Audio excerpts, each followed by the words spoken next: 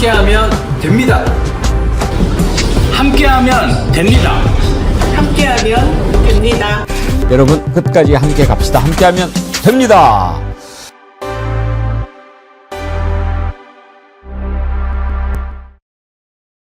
여러분 안녕하십니까, 백운기입니다. 오늘 한덕수 전 총리에 대한 1심 선고가 나옵니다. 구형은 징역 15년이지만 이중관 부장판사가 징역 25년을 선고할 것이라는 관측도 나옵니다. 한덕수에게는 내란 우두머리 방조죄 그리고 내란 주요 임무 종사죄 등이 적용됐는데요. 내란 우두머리 윤석열에게 사형이 선고될 것이니까 방조죄로 최소 징역 20년. 여기에 내란 주요 임무 종사 그리고 허위 공문서 작성과 위증죄를 더해서 징역 25년이 선고될 것이라는 겁니다. 법정 구속은 당연하고요. 윤석열이 탈옥 후에 영화관을 찾으면서 즐겼던 몇 달, 정확히는 124일이 세상에서의 마지막 시간이었다면 윤석열 사형 구형 후에 한덕수가 찾았던 돈가스 집도 마지막 외식이 될 것입니다. 지귀현에게 분노했던 국민들의 답답함을 단칼에 날려줬던 이 시대의 살아있는 포청천 이중관 부장판사의 추상 같은 판결을 기대합니다. 생방송 백운계 정치 1번지 출발합니다. 어떻습니까? 제가 입었습니다. 근사하지 않습니까? 정말 좋은 제품이다. 제가 입어봐서 알고 100% 우리나라에서 공정을 해서 만든 옷인데 이렇게 드린다. 이걸 자랑스럽게 이야기를 했는데 저는요 원래 옷은 엑스라지 입거든요. 라지는 좀 작고 근데 이거는 3엑스라지를 입어요. 그러니까 조금 그 사이즈가 좀 다르더라고요. 그리고 이제 평소 엑스라지 입는 사람은 3엑스라지가 맞는 것 같고 평소 라지 입는 분은 2엑스라지 이 정도가 딱 맞는 것 같아요. 제가 지금 평상시에는 엑스라지 입는데 지금 이것은 3엑스라지. 하나만 해도 사실 29,900원이면 저 같으면 입겠어요. 따뜻하고 편하고 좋아요. 근데 이거를 두 벌에 또 반팔도 이렇게 해가지고 29,900원 무료 배송. 이거는 여러분들한테 정어리머리 서비스하는 거 아닙니까? 다시 한번 말씀드리지만 남녀 공용으로 입고요. 사이즈가 L부터 4XL, 4XL까지 있는데 딱 맞게 입으시려면 평소 입으시는 옷 사이즈보다 한 치수 정도 더 크게 뭐 여유 있게 준비하시면 좋을 것 같습니다. 이게 안에 기모가 들어가 있어가지고 이 추위에 딱인 것 같아요. 그러니까 아무튼 제 말씀 듣고 사시면 후회 안 할 겁니다. 네, 오늘 뉴스가 많습니다. 이것저것 짚어볼 이슈가 많은데 또 이재명 대통령 신년 기자회견까지 있어서 오늘 좀 속도를 내보겠습니다. 이재명 대통령 신년 기자회견 중에 또 중요한 내용이 나오면 우리가 짚어보도록 하지요. 오늘 함께 하실 세 분 패널 소개합니다. 민주당 대변인 맡고 계신 장윤미 변호사님 어서 오십시오. 네, 안녕하세요. 요즘 장윤미 변호사님 헤어스타일이 너무나 멋있다고 얘기가 많이 나옵니다. 고맙습니다. 머리를 진짜 한 10년 만에 파마를 해가지고요. 좀 달라진 모습을 보여드리게 된 것 같습니다. 파마 표현이 요즘은 뭐라 그러지? 파마 펌이라고 하는 요즘 사람들은 젊은 분이면 펌. 그렇죠. 원래 퍼머넌트 이런 뜻이죠. 그런 걸로 알고 있습니다. 저도. 자, 정당 바로세기 대표 신인규 대표님 어서 오십시오. 네, 안녕하세요. 신인규입니다. 오늘 신인규 대표님도 헤어스타일이 좋습니다. 아유, 예, 예쁘게 우리 너무 분야 잘 선생님께 해주셔가지고. 신양 선생님이 예. 신경을 좀 많이 쓰시는 것 같죠. 예, 감사합니다. 자, CBS 이정주 기자님 지난주에 못 뵀는데 네, 반갑습니다. 지난주에는 그 재판 네. 지켜보신 이분 뉴스에 네. 두 분 모셔가지고 생생한 현장을 들었는데 네, 이정주 기자님도 생생한 얘기 많이 좀 전해주세요. 알겠습니다. 이정주 기자님이 한동훈 그 단계 단계 게시판. 그거 맨 처음 취재한 분이죠? 네, 제가 그 네이버 CP사 중에 처음 기사 썼죠. 그거 모르는 분들이 많아가지고 예. 오늘 제가 특별히 리마인드 시켜드려요. 고맙습니다. 예. 그 제가 아직 네이버에 기사 3개 살아있고 어. 제가 고소하라고 했거든요, 저한테. 예, 허위사실로 고소한다 하더라고. 그때. 어허. 주진우 법률위원장. 그럼 우리가 또 무고로 하면 되잖아. 네, 아직도 고소 안 하고 있습니다. 아직도. 겁나니까 안 하죠. 네, 고소해주세요, 저. 근데 고소 원하지는 마세요. 그 살면서 법정에서 이렇게 만나고 이러는 거 없애야 돼요. 그 재판 가급적이면 그냥 송사는 피해야 돼. 그게 최고예요. 자, 오늘 먼저 한덕수 운명의 날인데요.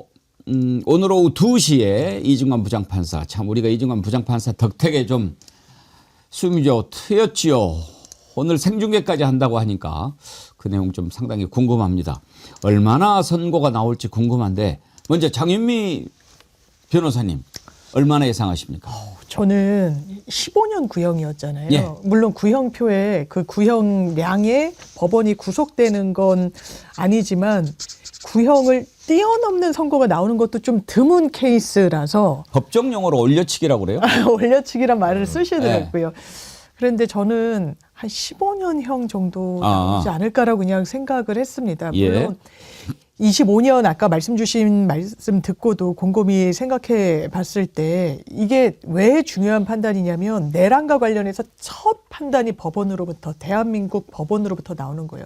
이 윤석열이 저지른 이 쿠데타가 형법상 내란인지 거기에 동조한 한덕수는 방조를 한 건지 그러니까 범행을 용이하게 했는지 아니면 주요 인물을 종사했는지 그 이외에도 가짜로 이 서류를 만들고 이런 부분에 얼마나 관여를 했는지 국무회의는 실제가 있었는지 없었는지 물론 헌재에서도 나왔습니다만 또 헌재 절차와 형사법 절차는 완전 다르거든요. 형사법 절차는 정말 사람을 사형 뭐 최근에 윤석열 씨 구형도 당했지만 이 사형까지 언도를 할 수 있는 절차다 보니까 증거 조사가 엄청 엄밀하단 말이에요. 헌법재판소 절차보다도. 그래서 대단히 중요하고 저는 15년형 가깝게 뭐 그 이상도 나올 수 있다는 생각이 또 듭니다.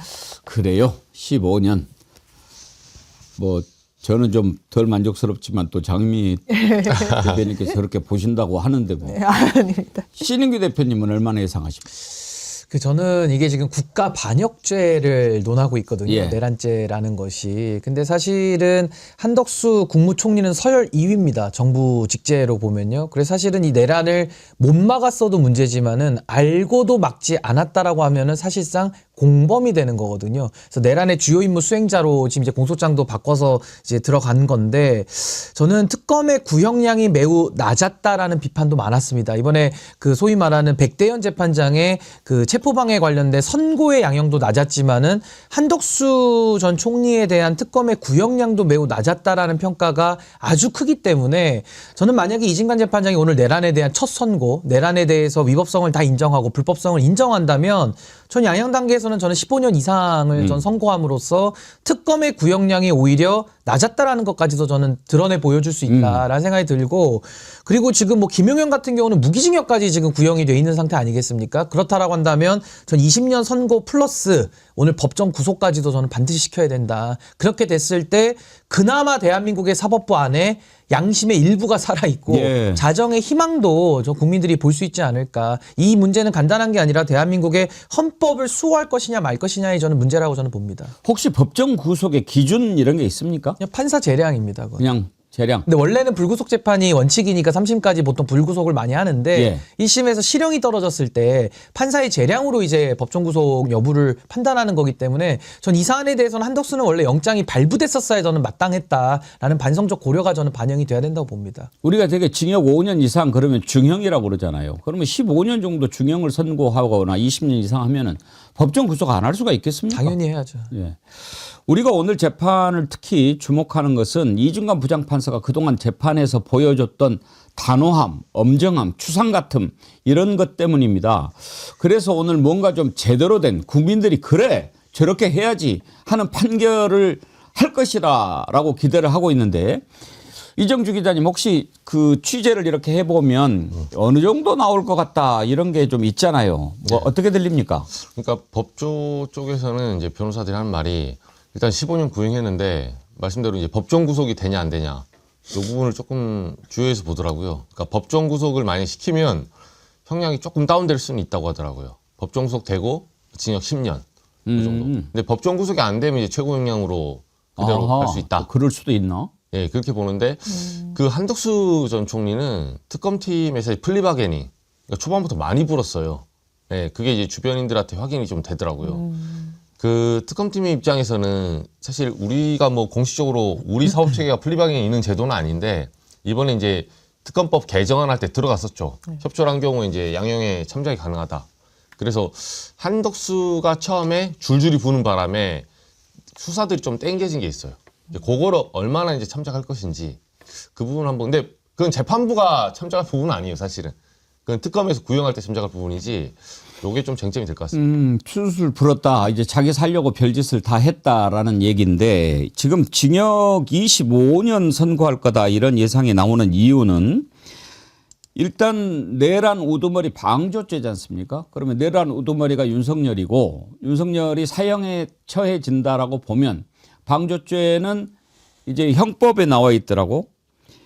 55조를 보니까요. 사형을 감경할 때는 무기 또는 20년 이상 50년 이하의 징역 또는 금고. 이게 종범에 대한 거예요. 종범이라고 하는 것은 타인의 범죄를 방조한 자니까 타인의 범죄를 방조한 자는 종범으로 처벌한다. 이렇게 형법 32조가 규정하고 있어요. 그래서 종범의 형은 정범의 형보다 감경한다라고 돼 있는데 종범, 정범, 공동, 정범 뭐 이런 것들이 있잖아요. 법률 용어로. 네네. 장미 변호사님 설명 좀 잠깐 해 주시죠. 그래서 원래 특검에서는 그러니까 저희가 그냥 무게로 따지면 방조가 주요 임무 종사보다는 죄값이 덜한 거 아니야 이렇게 생각하게 되잖아요. 그런데 내란의 우두머리의 방조고 그 말씀 주신 대로 내란의 우두머리는 사형, 무기징역, 무기금고만 있는데 이게 장량감경에 들어가더라도 어쨌든 가석방도 안 되고 엄청 세게 처벌받는데 거기에 대한 방조, 용이하게 해준 것도 형이 되게 높아요. 말씀 주신 대로 무기 20에서 50 이렇게 산정이 되니까 이게 그냥 단독으로 김용현처럼 이 내란의 주요 임무 종사로 이 형량 계산했을 때보다 더 높거든요. 그런데 지금 재판부가 내란의 방조범으로 처음에 공소장에 그 죄명만 들어갔을 때 공소장을 좀 변경하는 게 어떻겠냐고 권유를 했거든요. 그래서 내란의 주요 임무 종사였는데 이게 지금 선택적인지 A, O와 B로 하는 건지 A 안 되면 B로 예비적으로 붙었는지는 정확히 기사는 안 나오더라고요. 근데 다만 재판부가 이렇게까지 했을 때 내란 방조보다는 내란의 주요 임무 종사 쪽으로 그러니까 내란 방조보다는 형량이 조금 적은 방향으로 고민하고 있는 게 아닌가라는 추측이 좀 더 설득력이 있게 나오고 있습니다. 법정에서는 뭐 윤석열은 내란 우두머리니까 사형, 김용현은 무기징역 뭐 이렇게 구형하고 그렇게 다투지만 우리 국민들 마음속에서는요. 윤석열, 한덕수, 김용현, 이상민, 노상원 이런 자들 다 사형입니다. 그 마음속에 우리 국민들 마음속에 저런 자들하고는 이 세상에서 같이 살 수 없다. 그런 생각 이미 하고 있지 않습니까? 저는 한덕수 볼 때마다 그거 생각나요. 여러분 우리 서로 사랑해야 합니다. 그랬잖아요. 저는 이렇게 했으면 좋겠어요. 여러분 우리 서로 사형해야 합니다. 우리 서로 사형해야 합니다. 그래야 좀 제대로 알고 있는 거 아닌가요? 어때요? 지금 한덕수 전 총리 사실은 말씀대로 정말 어떻게 보면 굉장히 괘씸한 사람이에요. 몇 가지 장면 중에 저는 한 세 가지 생각나는데 첫 번째는 그 12월 8일 날 계엄 이후에 한동훈하고 같이 2차 쿠데타를 하려고 했어요. 그 공동정부. 어느 법에도 근거가 없습니다. 근데 사실상 그 대통령이라는 우리나라의 행정 수반이 약간 공백 상태에서 한동훈 전 대표랑 같이 그 당시 당대표였죠. 국무총리가 무슨 권한으로 국정 운영을 하겠다는 겁니까? 그게 사실 2차 계엄으로 볼 수가 있죠. 그리고 나중에 후보 바꿔치기 하잖아요. 그리고 이제 헌재에서 위증하고 마지막에는 자기가 대통령이 돼서 야당 대표가 된 다음에 설사 지더라도 이재명 대통령이 자기를 탄압하면 정치 탄압이다. 이렇게 해서 빠져나가려 했습니다. 용서하면 안 됩니다, 이건. 윤석열과 한덕수의 차이점이 있어요. 윤석열은 말도 안 되는 논리로 자기가 했던 일이 정당하다고 주장하는데 한덕수는 아주 비겁해요. 나쁜 짓인 줄은 아는데 내가 뭐 자꾸 이런 식으로 빠져나가는 거죠. 이진관 부장판사가 계속 물어봐요. 그때 당신이 어떤 조치를 취했냐라고 하는데 뭐 어떻게든 그건 말고 이걸 물어본 거잖아. 이런 걸 우리가 재판을 통해서 봤잖아요.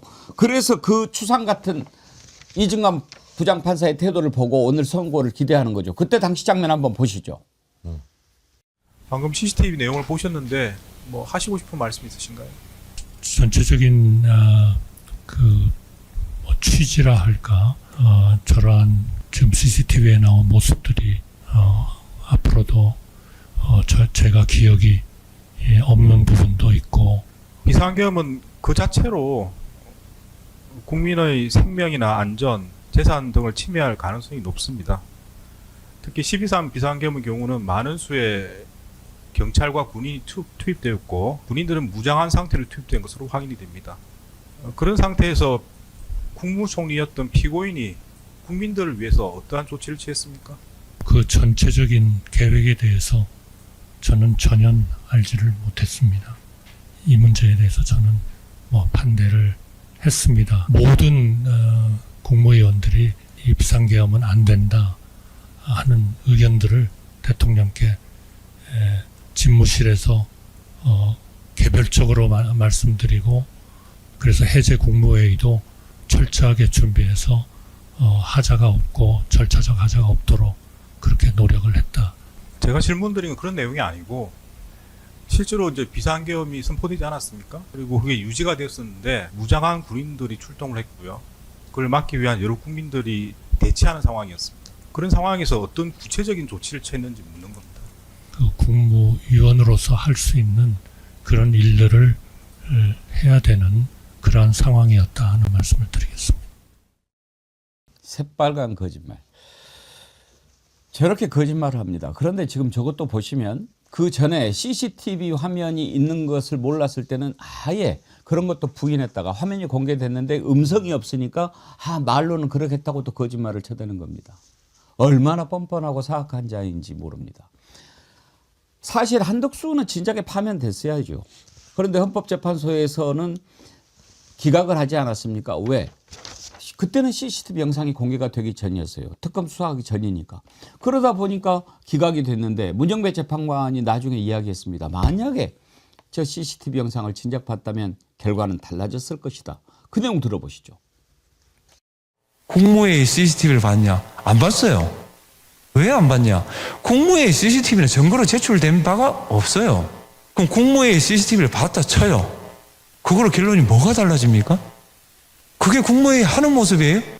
만약에 국무회의 CCTV를 봤다면 국무총리 한덕수 탄핵 사건에 기각 의견을 냈는데 제가 인용으로 바꿨을지 몰라요.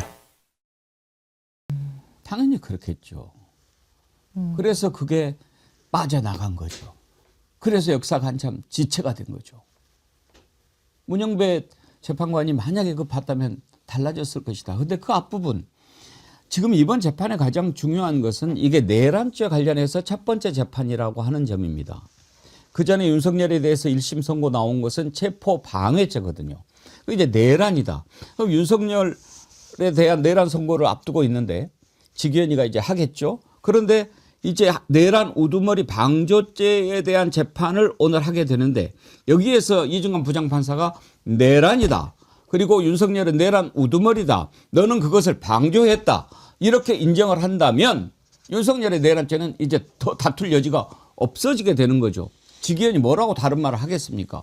오늘 재판의 가장 중요한 점은 사실 그거 아닙니까, 신은규 대표님? 그렇죠. 그러니까 지금 한덕수가 오늘까지 이르면서 거짓말한 게 한두 가지가 아니고 여전히 지금도 법정에 와서도 계속 지속적으로 적극적이든 소극적이든 거짓을 유지하고 있거든요. 그런 차원에서는 정말 이제 국민들의 법감정도 이제 차오를 때까지 차올랐기도 했고, 한덕수 같은 경우는 내란에 동참한 것뿐만 아니라 그 이후에 권한대행을 맡았거든요. 근데 권한대행을 맡으면서도 헌법재판소를 마비시키는 데 기여를 했을 뿐만 아니라 그 이후에도 윤석열 탄핵 심판 선고가 나오지 않도록 또 협조를 했고, 그 이후에도 본인이 대선 출마까지 출마를 기획했던 사람이에요. 그러니까 조희대 대법원장의 이재명 당시 후보에 대한 파기환송 판결과 이 두 가지가 결합이 돼서 아니 그러면 이재명 후보 날리고 한덕수 올려가지고 그래서 또 정권 연장하려고 했던 거 아니야? 이 추측을 지금 가지고 들어가는 거거든요. 그렇기 때문에 저는 정말 참 공직자로서 이 국가 반역죄라고 하는 이 내란도 문제지만은 이 수없는 거짓말들, 전 여기에 대해서도 훨씬 더 가중 처벌의 이유가 전 차고도 넘친다고 봅니다. 예. 지금 오늘 재판이 내란죄라고 딱 인정하게 되면 다른 재판에도 큰 기준이 되고 영향을 미치게 되겠죠. 오늘 만약에 재판하면 그 판결문도 역시 지기현 재판부로 이렇게 보내서 증거로 채택하게 할까요? 이거 그냥 자체적으로 판사 볼 수는 없는 거고요. 최근에도 일단 그 선고가 있었던 그 년 받았던, 그러니까 5년 받았던 윤석열 씨 그것도 증거로 특검이 제출을 윤석열 재판부에 했다라고 예. 그러니까 증거로 공소유지 책임이 있는 특검이 내는 겁니다. 그러면 오늘 한덕수와 관련해서 이진관 재판부가 이거는 내란이고 이 국헌문란 목적이 폭동이었고 이런 식으로 법리를 하면 이 다른 재판부가 이렇게 인정을 했으니 참작해달라라고 증거로 제출을 하는 거고요. 이론상 법리상으로는 그것을 그대로 직위원 재판부가 맞네라고 해서 따를 의무는 없습니다. 왜냐하면 자기도 헌법과 법률에 따라 독립된 기관으로서 판결을 하는 거라서 난 도저히 수긍 안 된다라고 할 수도 있지만 현실적으로 그럴 가능성은 매우 낮고 왜냐하면 논리적 정합성과 판결의 합일 확정이란 개념이 각 재판부에 있어야 되니까 만약에 따로 나왔을 때 교통정리가 최종적으로 되는 거 그래서 대법원 절차. 그 만약에 말이죠. 이게 이제 상상할 수 없지만 이주관 부장판사가 내란으로 인정하고 네. 저 직위원. 내란 우두머리 방조죄 유죄를 때렸는데 직위원이 내가 보니까 무죄네 이렇게 해서 무죄를 할 수도 해버린다면 있죠. 예. 빠그라지는 거 아닙니까? 그러면 어떻게 완전 됩니까? 다른 거죠. 완전히 논리가 그러니까 양립이 불가능한 판단을 각각 한 거잖아요. 그렇게 되면 어떻게 돼요? 누구는 내라 그럼 대법원 가가지고 최종적으로 결론 냅니다. 누군가는 항소를 해가지고 그거는 상급심에서 대법원이 교통 정리를 하게 됩니다. 그 전에 우리 국민들이 결정을 해버려야죠. 근데 그거 말이 그랬으면 직위원 재판장은 아마 대한민국에 더 이상 존재하기가 어려워질 겁니다. 제가 볼 때. 만약 그렇게 한다 그러면 그 내란에 동참하는 것을 갖다가 자신의 권한을 이용하는 거기 때문에 그때 구속취소 인용 결정 때도 수많은 법령 위반을 가지고 윤석열 탈옥에 기여를 했기 때문에 저는 뭐 어마어마한 저항에 맞부닥칠 것이다. 저 그래서 그렇게 하기는 어렵다고 봅니다. 저는 어떻게 보면 직위원이가 백대현 부장판사나 이중관 부장판사한테 고마워해야 된다고 생각해요. 왜냐하면 명분을 줬잖아요. 윤석열 봐주고 싶어도 못 봐줘. 이렇게 탁탁탁 하면은 나 사실 봐주고 싶었는데 이렇게 됐는데 내가 어떻게 하겠어. 어떻게 보면 도와준 거 아닙니까? 그리고 이제 도와준 거니까 고맙기도 하고 직위원 입장에서도 어쨌든 한국에 더 살아야 되잖아요. 네. 그렇다고 하면 저런 또 기회주의성 인물들은 여기서 또 오히려 의외의 결과를 또 낼 수가 있어요. 한국에서 살아야 되는데 어디서 살아야 되냐는 거는 또 차후 문제죠. 그렇죠. 그러니까 이제 직위원 입장에서는 본인에 대한 지금 비판적 여론을 알고 있지 않겠습니까? 그렇다면 오히려 의외로 그걸 기화로 해서 윤석열한테 뭐 사형을 선고하면서 오히려 여론을 좀 잠재우려고 하는, 그러니까 자기를 위한 사람이기 때문에 참 이렇게 제가 사법부를 판단하는 게 참 자괴감이 드는데 그럴 소지도 좀 있어 보입니다. 일부에서는 직위원이 재판을 그렇게 질질 끌고 김용현, 윤석열 변호사들 뭐 까불고 노는 거 다 받아주고 아주 뭐 속 터지게 진행을 했지만 그게 다 나중에는 제대로 선고하기 위해서 밑자락을 깐 거다. 그렇게 보는 시각도 있기는 있었어요. 네, 이게 뭐 법조에서 그래 보더라고요. 그러니까 중형을 만약에 때리려면 앞에 이제 받아주는 거예요. 일종의 참작 사유로 뭐 이것저것 다 해봐라. 이 명분을 쌓는 거고, 오히려 이제 형량이 조금 가볍게 때리려면 뭐 굉장히 냉엄하게 꾸짖는다고 하더라고요. 근데 저는 그래 봐요. 그것도 뭐 나름 논리상은 일리가 있는데 직위원 재판장을 해도 너무한 겁니다. 근데 그것도 받아주는 정도가 있지. 아니 여기 이제 최후 진술이나 뭐 이런 부분들 좀 부족하거나 증거가 지금 객관적으로 봐도 누가 아니다 이런 걸 받아준 거지.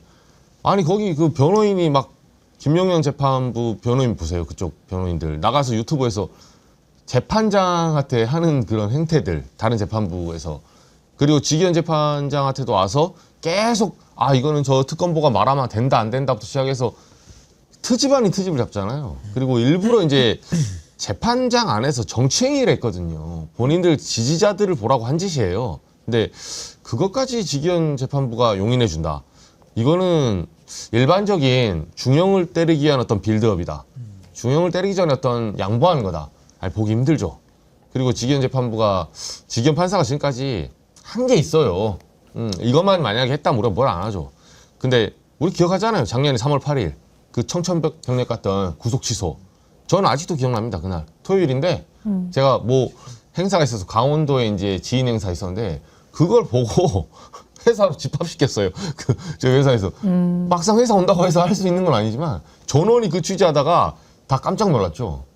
그러니까 구속 취소 결정은요 희대의 판결이에요. 희대의 그 판결이죠. 딱 하나입니다. 그것도 가장 권력자면서 국가 반역자에게 특혜를 베풀어준 유일한 판결이에요. 왜? 그 이후에는 또 법리를 바꿨거든요. 그 이후엔 또 날로 하고 있습니다. 이게 뭡니까 이게? 그러니까요. 말도 안 되는 일을 한 거죠. 가지려면 계속해야죠. 그 이후로도 계속 시간 그걸 방치하는 조이대도 원팀으로 보는 겁니다. 직위원의 행위를. 예. 나도 그래서 대한민국에서 산다. 그런데 어디서 사는가는 앞으로 두고 보자 이겁니다. 예. 한덕수는 지금 내란 우두머리 방조죄 그리고 또 내란 주요 임무 종사죄 이런 것들이 있지만 이 밖에 위증죄도 있고 뭐 여러 가지가 있어요. 계속 거짓말했지 않습니까? 한덕수가 어떤 거짓말들을 했는지 한번 보시죠. 대통령이 지시사항이라고 해서 A4에 담긴 지시사항을 주었습니다. 알고 있죠? 저는 그건 모르겠습니다. 제가 받은 바는 없습니다. 저는 그 계엄에 관련된 어떠한 지시나 어떠한 서류도 받은 적이 없습니다. 소지 경위는 전혀 기억이 나지 않습니다. 그 자리에서 받지 않았으면 그 받을 수 없는 문건 아니겠습니까? 예, 그러나 언제 어떻게 그걸 받았는지는 정말 기억이 없습니다. 지금 생각하면 그냥 웃음밖에 안 나와요. 너무 뻔뻔하고 이제 본인은 CCTV 영상이 안 나오기를 아마 기도를 했을 텐데 없는지 알았겠죠. 그렇죠. 나와서 지금 저희가 저걸 보면 얼마나 뻔뻔하고 저렇게 거짓말을 밥 먹듯이 하고 또 기억은 없는데 또 자기한테 유리한 건 또 다 기억난다 그래요. 그러니까 이런 식의 참 국민 우롱적 태도는 저는 반드시 단죄에서는 역사의 교훈으로 삼아야 된다고 봅니다. 네, 오늘 오후 2시 한덕수에 대한 선고 정말 기대가 됩니다. 특히 이진관 부장판사라서 기대가 됩니다.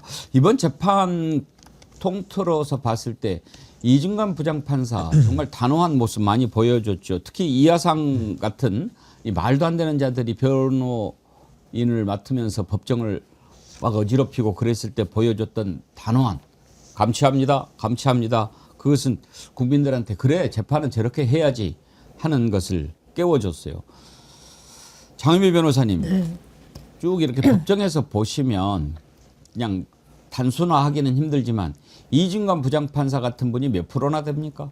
거의 저는 제가 느끼기에는 거의 대부분의 그런 법관의 분들이 아주 대부분이에요? 티피컬한 모습이라고 저는 느껴졌어요. 지기현이 같은 경우가 아주 좀 예외적이에요. 예외적이에요. 그래서 이게 일반 재판 같으면 좀 어쨌든 좀 들어주고 이런 자세잖아요. 그래서 우수법관으로 뽑히고 이랬던 것도 그런 맥락으로 좀 읽히는 부분이 있거든요. 근데 이정주 기자가 짚어주신 대로 이게 일반 재판도 아니고 내란 재판인데 너무 그 무게와 그 역사적인 엄중함을 좀 가볍게 여기는 거 아니냐 법관이. 그리고 대한민국 법원을 대표하는 부분이 있는데 거기에 대해선 정말 좀 부적절하다라는 목소리가 나오는 거에 대해선 저 또한 대단히 수긍이 들고 이게 어떻게 보면 좀 이례적인 재판부 모습입니다. 지기현 재판부가. 어때요? 신인규 변호사님은? 그 판사는요, 그 최후 판단권자기 때문에 상당히 조심하고 본인들의 처신을 매우 예민하게 신경을 씁니다. 그리고 검사와 차이점은 검사들은 말 그대로 누구를 처벌해 주세요라는 기소를 통해 가지고 판사한테 던지면 그만인데 판사는 그렇지 않다. 그리고 또 하나는 판사들은 약간 좀 보통은 이제 학자풍들이 많습니다. 책 보는 거 좋아하고 그 집무실에 어떻게 보면 갇혀 살죠. 갇혀 살면서 항상 재판 외의 업무는 거의 뭐 이제 독서나 이런 쪽으로 업무를 하는 것이고 검사들은요. 거의 책 안 봅니다. 책 안 보고 몰려다녀요. 술 먹으러 다니고. 그래서 이게 검사와 판사가 좀 문화가 다르기 때문에 저 지기현 재판장은 사실은 어떻게 보면 좀 검사들하고 좀 약간 유연한 그런 약간 좀 어울리고 좀 뭐 밤에 공보관이가 이런 별명도 있다라잖아요. 그러니까 조금은 판사들의 보편적인 모습과는 좀 매우 대조된다. 그게 예. 룸살롱 좋아하는 사람은 판사 쪽은 그렇게 많지는 않은 것 같아요. 제가 볼 때는. 지기현 같은 사람은 있지만 예, 오늘 2시 선고 기대해 보겠습니다. 다음으로 넘어가지요. 지금 국힘당의 장동혁 대표가 단식을 하고 있는데 오늘이 이제 일주일째네요. 도대체 무엇 때문에 하는지 모르겠습니다. 지금 특검을 하자라고 했다가 그래 하자라고 했는데 뭐 정확히 모르겠어요. 그러니까 지금 쌍특검을 하자는 거예요? 하지 말자는 거예요? 뭐예요? 그러니까 여기는 그 지금 통일교 특검 그리고 공천원금 특검 그리고 신천지는 따로 해달라는 거예요. 어제 이제 추가를 했습니다. 같이 하는 거하고 따로 하는 거하고 무슨 차이가 있어요? 그러니까 신천지 같은 경우 이분들은 이제 결국은 이제 같이 합치게 되면 이게 그쪽 논리는 같이 합치게 되면 그 정권에서 신천지만 조사할 거다. 쌍특검인데 어떻게 그렇게 하겠어요? 근데 저는 그것도 의문이에요. 신천지만 조사할 거라는 걸 왜 두려워하나요? 신천지하고 무슨 관계 특검을 있어요? 했다고 따로 하자고 그래요? 그러면 더 유리한가? 그러니까 본인들은 이 명분을 찾기 위한 거죠. 어차피 따로 하는 건 안 받을 거라 생각하니까 지금 던진 거예요. 이정주 기자님 얘기 들으니까 더 헷갈리네요. 아니, 그러니까 특검을 도대체 따로 뭐예요? 할 이유가 없죠. 이게 정교 분리, 그러니까 네. 정교 유착에 관한 수사 사안인데 신천지랑도 아무 문제 없다면서요, 이제 국민의힘은. 그 숨는 자가 범인이라면서요. 그 떳떳하면 특검 받으라고 본인들이 얘기를 했었는데 굳이 그건 같이 못 받겠다라고 말하는 건 너무 좀 궁색하고요. 굳이 돈도 다른 특검 2개 해가지고 사무실도 임차하고 왜 돈을 더 2배로 써야 됩니까?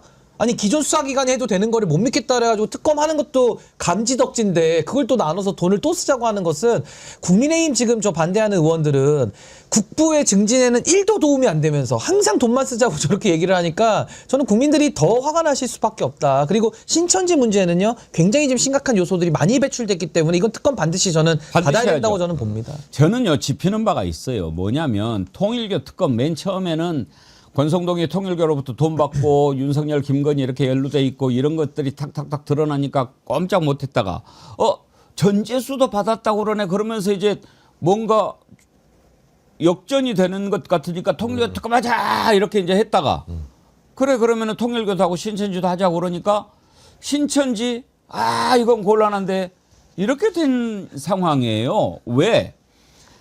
신천지와 국힘과의 관계가 이제 조금씩 드러나고 있습니다. 그전에 우리는 어느 정도 증거가 없어서 그랬지 알았지요. 보십시오. 신천지가 왜 윤석열 편을 들었습니까? 우리가 기억하는 것. 신천지는 맨 처음에 대구에서 집단으로 모임을 가졌다가 완전히 코로나 초반에 확산하는데 주범이죠. 그리고 이제 경기도에 그 총회가 있는데 이재명 지사가 쫓아가가지고 제대로 단속을 한 거 아닙니까? 그러니 이재명이 대통령 되면 우리는 죽겠네. 야 윤석열 밀어줘야 되겠다. 그러면서 집단으로 적어도 최소한 5만 명이 당원으로 가입해서 윤석열 후보 만들고 대통령 만들고 통일교도 그렇게 하고 정말 아슬아슬한 표 차이로 후보가 바뀌고 또 대통령에 당선됐는데 이게 지금 생각해보면 신천지와 통일교의 조직적인 당원 가입이 아니었더라면 불가능한 일입니다. 이제 그런 일들이 드러나고 있는데 증거가 딱 나와버렸어요. 이만희가 이야기한 게 공개가 됐습니다. 보시죠. 만약에 이재명이가 우리를 여기에 그렇게 끝까지 그리 한다면 자기는 엄청난 손해를 보고 목적 달성을 못해. 우리는 하루아침에 이 나라 전체에 지라시를 깔 수도 있어. 예. 그만한 능력을 가지고 있는데 왜 이렇게 하느냐 이게 안 그래도 될 것을. 예, 차라리 그러지 말고 도로 표를 얻는 쪽으로 기울여줘야 하지. 국회의원들도 만나고 또 청와대에 있는 사람들도 만나고 그리고 판사도 만나고 이렇게 해서 한 가지 문제를 해결하기 위해서 해나가면 되지 않겠나. 조용히 귀신도 몰리 그렇게 해나가야 된다 했다.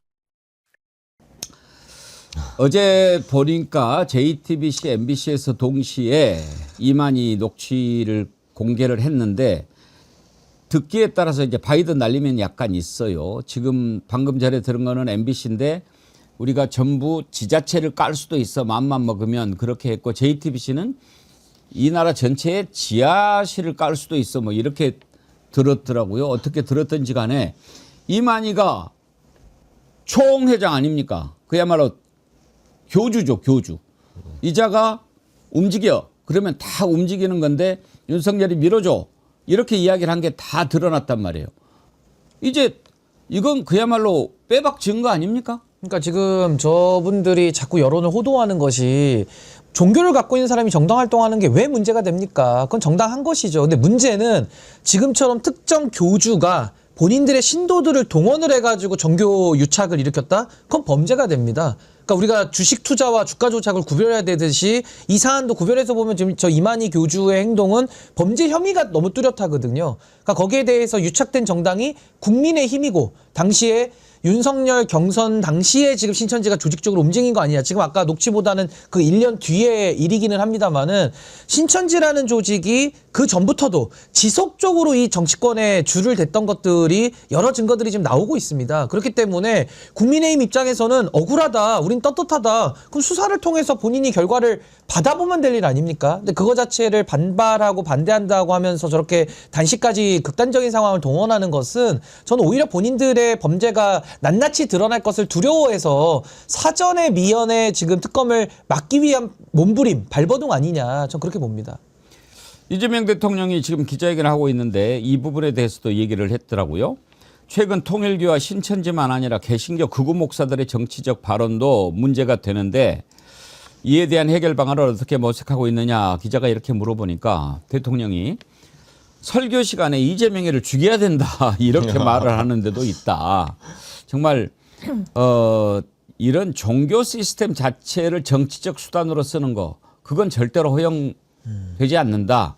이건 마치 나라를 지키라고 총을 줬더니 내가 가진 총인데 내 마음대로 쏠 거야라고 국민한테 총구를 겨냥하는 거하고 똑같다. 이렇게 지금 답을 했습니다. 이게 윤석열 죽여야 된다라고 한 게 뭐 은평 제일교회 같기라고 그러죠? 네, 은평 그쪽에 과거에 그 모스탄 예. 뭐 했던 그 자들이구나. 네. 예. 참. 근데 지금 이제 이만희 녹취도 공개되고 막 그 신천지와 국힘당이 어떻게 해서든지 연계가 돼 있는 것이 드러나는 마당이니까 이걸 저렇게 단식이라고 하는 걸로 시선을 돌려서 막아보려고 하는 것 같은데 그런다고 되겠습니까? 최근에는 막 여러 가지 얘기가 나와요. 박근혜도 관련이 돼 있었고 그때 새누리당으로 바꿨는데 새누리가 한자로 신천지 아닙니까? 홍준표가요. 이만희를 63빌딩에서 만났다라는 진술을 또 합수본이 확보했다는 속보도 나왔어요. 그전에 홍준표와 이만희가 별장에서 한번 2022년에 만난 것은 알려졌는데 이번에 또 2004년에서 2005년 사이에 63빌딩의 한 식당에서 만난 적이 있다는 거예요. 이때는 홍준표가 동대문을 국회의원이었던 때인데 이거를 딱 보면서 홍준표 저는 이제 딱 그게 떠오르더라고요. 기억하실지 모르겠는데 신천지가 코로나 이후에 대구에서 10만 명이 모이는 집회를 했어요. 어마어마한 집회죠. 혹시 그때 사진 있습니까? 그 사진을 보면 10만 명이 모이는 대규모 집회를 여는데 지금 이런 거 허용하면 되느냐라고 하는데 홍준표가 그때 대구시장이었거든요. 그랬는데 허락을 해줬어요. 이슬람 사원 신축을 막을 수 없듯이 헌법상 종교의 자유 영역으로 대구시와 불편한 관계에 있지만 종교의 자유를 제한할 수는 없다. 나도 지난 대선 경선 때부터 신천지와 별로 편한 관계는 아니지만 종교의 자유는 제한할 수 없다. 이러면서 집회를 허용을 했어요. 그 전에도요. 신천지 옹호 발언으로 논란을 빚었던 적이 있어요. 대구시장으로 있으면서. 너무 신천지 봐주는 거 아니냐. 그때 대구시가 신천지를 상대로 1,000억 민사소송을 했는데 거기에 대해서 좀 이거는 수호 제기 자체가 무리였다. 질 것 뻔히 알면서 소송을 제기해서 세금 낭비한 거 아니냐. 1심 판결 결과를 보고 법적 판단을 해야 된다. 이런 식으로 했거든요. 어느 뭐로 보나 홍준표가 신천지 옹호한 거 다 드러나는데 이번에 신천지가 이렇게 딱 문제가 되면서 윤석열이 신천지 도와줘가지고 됐다라고 하니까 이제는 짐짓 모르는 척 신천지 몰표 공작은 꿈에도 생각하지 못했다면서 윤석열 정권은 태어나지 말았어야 한다. 이렇게 이야기를 합니다. 도대체 홍준표 정체가 뭡니까 신영규 대표님? 이상한 사람이죠. 그러니까 저는 이게 사실 명태균 보는 거랑 비슷해요. 명태균하고 다 관련이 있던 사람들이 내 죄만 빼고 저 상대방 죄만 파주세요. 지금 이런 꼴이거든요. 그러니까 지금 종교단체와의 유착도 홍준표 시장도 저는 자유로울 수는 없을 것 같다라는 추측이 드는데 결국 수사로 다 밝혀지겠죠. 그러니까 지금도 종교단체와의 연루 중에 내 거 빼고 상대방 것만 좀 파주세요라고 하는 상당히 이기적인 저런 발언들을 하고 있는 거 아니냐라는 생각이 들고 왜 그러면 유독 종교단체가 국민의힘과 유착이 심한가? 저는 생각할 때 민주당은 여러 세력들이 연대해서 만든 정당이 민주당이고 국민의힘 같은 경우는 사실은 굉장히 권위주의에 익숙한 정당이거든요. 그러니까 권위주의에 익숙하다라는 것은 자기밖에 모르고 조직을 운영하더라도 아주 권위적으로 동원이 가능한 조직들과 서로 그 DNA가 맞게 돼 있는데 그런 차원에서는 아주 종교적으로 교주들과 같은 저런 이단 종교들이라든지 아니면 대형 교회 아주 그 목사들이 권력화되고 우상화되어 있는 이런 조직들과 이런 동원 체제와 상당히 호환이 가능했다. 그렇기 때문에 국민의힘 쪽이 훨씬 더 저렇게 유착이 더 자연스러웠던 거 아니냐라는 생각이 들기 때문에 이거는 사실 국민의힘만을 위한 것이 아니라 국가 전체가 좀먹는 상황 속에서 전 정교분리 원칙이라고 하는 우리 헌법 20조 2항에 나오는 대원칙 속에서 저는 이 문제를 바라보고 발본색원해야 되지 않나라는 생각이 듭니다. 예. 홍준표 시장이 여러 가지로 이만희하고 연계되어 있는 게 많이 나오잖아요. 왜냐하면 대구시장을 할 때 신천지의 상당히 주요 거점이 또 대구이기도 해서 아마 이런 여러 편의를 봐주고 어떻게 되면은 이런 코로나 전국에서도 방역과 무관하게 이런 조치를 해준 거에는 정치적인 이익을 얻을 의도도 있었던 것으로 보이는데 그럼에도 불구하고 너무너무 이 집단적인 부분과 관련해서는 본인이 피해를 봤다. 왜냐하면 윤석열과 경쟁 주자로서 대선에서 내부 경선을 치르는데 그게 혼탁해지고 오염돼가지고 내가 사실상 신천지로부터 낙점받지 못해서 이 공정한 룰의 혜택을 받지 못했다는 인식을 강하게 갖고 있는 것 같고 그 부분에 대해서는 지금 이 퍼즐이 맞춰지고 있는 단계에서 얼추 사실로 확인되는 부분도 있는 것 같습니다. 신천지가 대선이 있을 때, 지선이 있을 때, 총선이 있을 때 아주 분기점마다 집단 모집 행위를 하거든요. 그리고 그 근원에 대해서는 이재명이라는 정치인에 대한 어떤 비토와 분노가 담겨 있습니다. 이만희의 녹취를 보더라도 아주 어마한 큰 손해를 안기겠다고 원하는 걸 못 이루게 하겠다고 이야기를 하거든요. 그 결과물이 그러면 국민의힘에 있던 집단 당원 가입으로 보이는 거죠. 필라테스라는 무슨 프로젝트명까지 해가지고 녹취할 수 있으니까 조심하면서 우리 신원을 밝히지 않으면서 당원 가입을 그것도 그냥 당원 가입하면 안 되니까 유료 꼭 당비를 내도록 조치하겠다.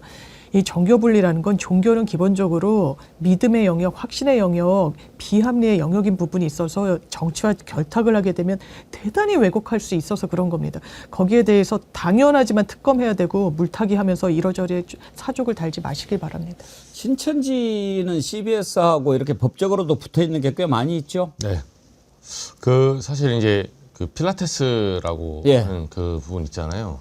이 요새 이제 기사에 막 나오는데 저희가 이미 한 3, 4년 전부터 보도를 한 거예요. 필라테스를? 네. 그러니까 필라테스가 결국은 이제 당원 가입하는 것을 숨기기 위해서 만든 암호 같은 거잖아요. 네. 예. 매뉴얼을 의미하는데 네. 뭐 당원 가입하면 예를 들면 뭐 3개월 정도 책임 당원 가입하려면 얼마 내야 되고 그 쓸 때는 어떻게 써야 되고 뭐 어느 지역에서 시도당 가입하고 이런 부분까지 다 구체적으로 계획이 세워져 있고 그 당시에 저희가 그 코로나 국면에 이 신천지에 관해서 보도를 많이 했었어요. 교계 뉴스에서.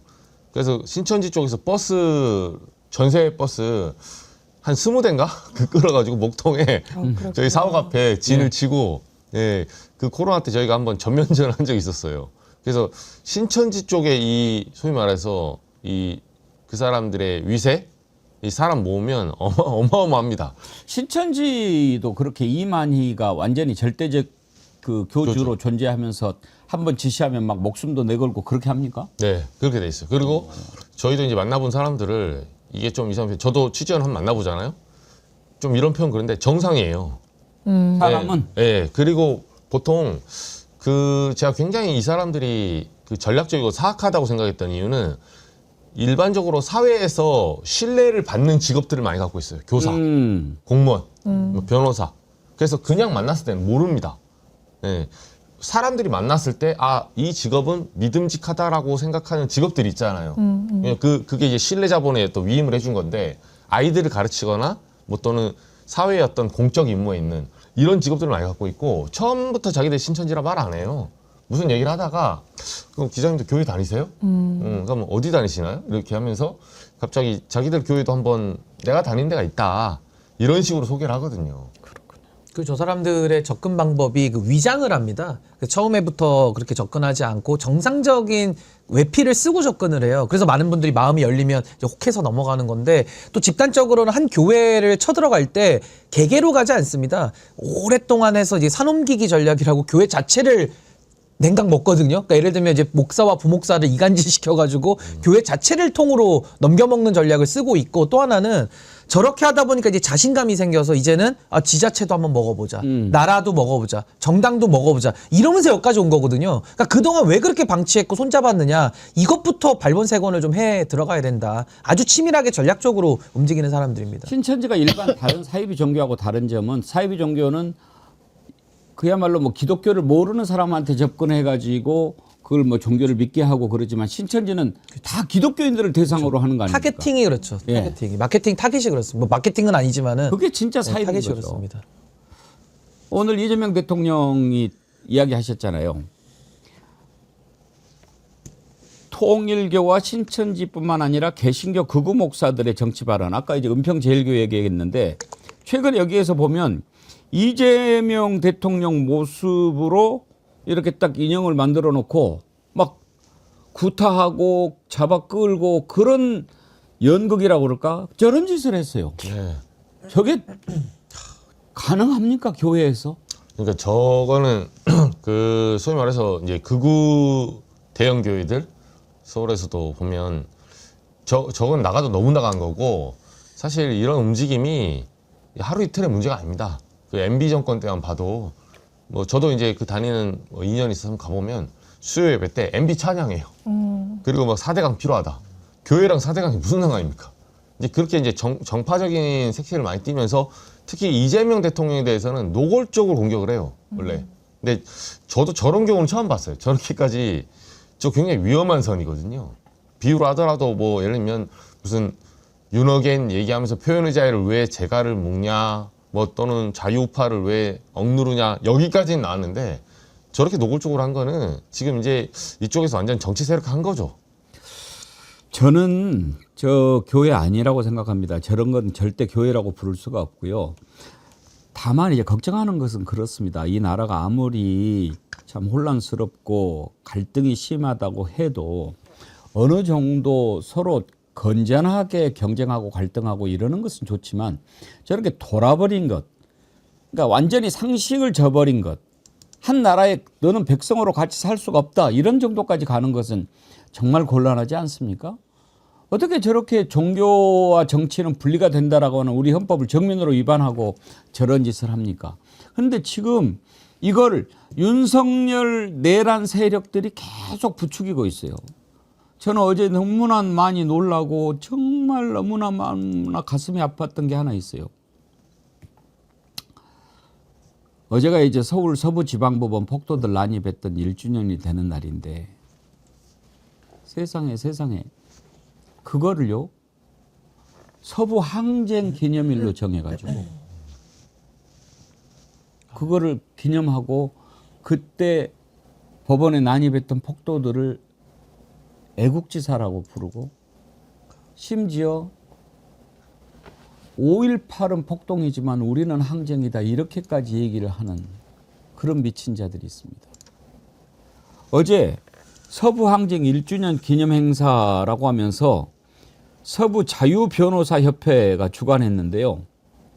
여기에 보니까 바로 윤석열 김용현 재판에 변호인으로 참여했던 이하상, 뭐 김지미, 이따위 애들이 있더라고요.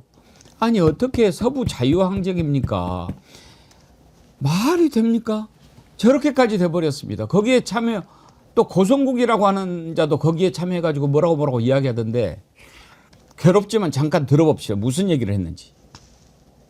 자유우파 국민들은 너무나 착하고 순진해서 평생 살아도 경찰서 갈 일 없이 법 없이 살잖아요. 그런데 1년 전 오늘 우리 자유우파 국민들이, 특히 젊은 자유우파 청년들이 항의를 시작했어요. 5.18 같은 가짜 유공자 싹 몰아내고 우리 서부자유항쟁의 청년들을 유공자로 만들어 주자, 이런 얘기 하시는데 막 가슴이 뛰더라고요. 윤석열 대통령 그리고 김건희 여사님 자녀가 없지만 이 계엄 선포로 인해서 우리 2030 세대 전체를 입양하지 않았나. 아니 장유미 변호사님, 그 어느 정도 그 한계가 있고 용인될 수 있는 선이 있지요. 그런데 법치주의를 정면으로 부정하고 헌법을 정면으로 짓밟은 그런 법원에 난입해서 폭동을 저지른 그런 자들을 영웅으로 대한다는 게 이게 어떻게 생각하는 걸까요? 제가 대학 때 책을 읽을 때 이데올로기와 이데올로그 뭐 이런 표현을 보면서 이게 무슨 말인가? 이데올로기 어떤 신념 체계, 이념 체계가 있고 그거를 막 이 제공하는 사람들 이런들 이게 이런 사람들이었구나. 그러니까 이게 뭐 진보일 수도 보수일 수도 있지만 이 서부지방법원의 정확한 그 폭도들은요. 법적으로 이미 단죄 받았고 거의 실형을 많이 선고받았으니까 그리고 역사에도 단죄의 기록으로 남을 건데 아니야 그렇지 않아 우리가 오히려 법적 역사적 그런 정당성을 갖고 있어라고 끊임없이 그 논리를 이야기하는 이건 논리가 아니에요. 궤변입니다.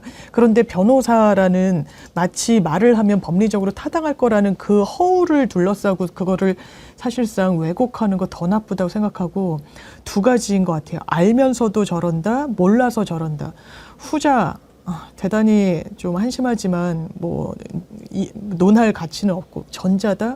이건 진짜 너무너무 나쁜 겁니다. 이 부분 둘 다 정말 있을 수 없는 일인 거고 이건 정확하게 말을 해줘야 돼요. 법조인이라면 사회에서 책임 있는 사람들이라면 그리고 구성원이라면 대한민국 시민이라면 그거는 범죄다, 죄다. 그것도 악질적인 죄다. 국가폭력에 희생당한 5.18을 흥피칫 웃으면서 이 애국 열사들 윤석열과 김건희에게 입양된 애국 열사들을 민주열사라고 칭할 때 우리는 가슴이 떴다고 얘기하는 게 역사에 어떻게 기록될지 좀 제발 자성하시기 바랍니다. 신우이님께서요. 같이 살고 있다는 것이 부끄럽습니다. 그러셨는데 저런 말을 하는 자가 윤석열, 김용현 변호를 했어요.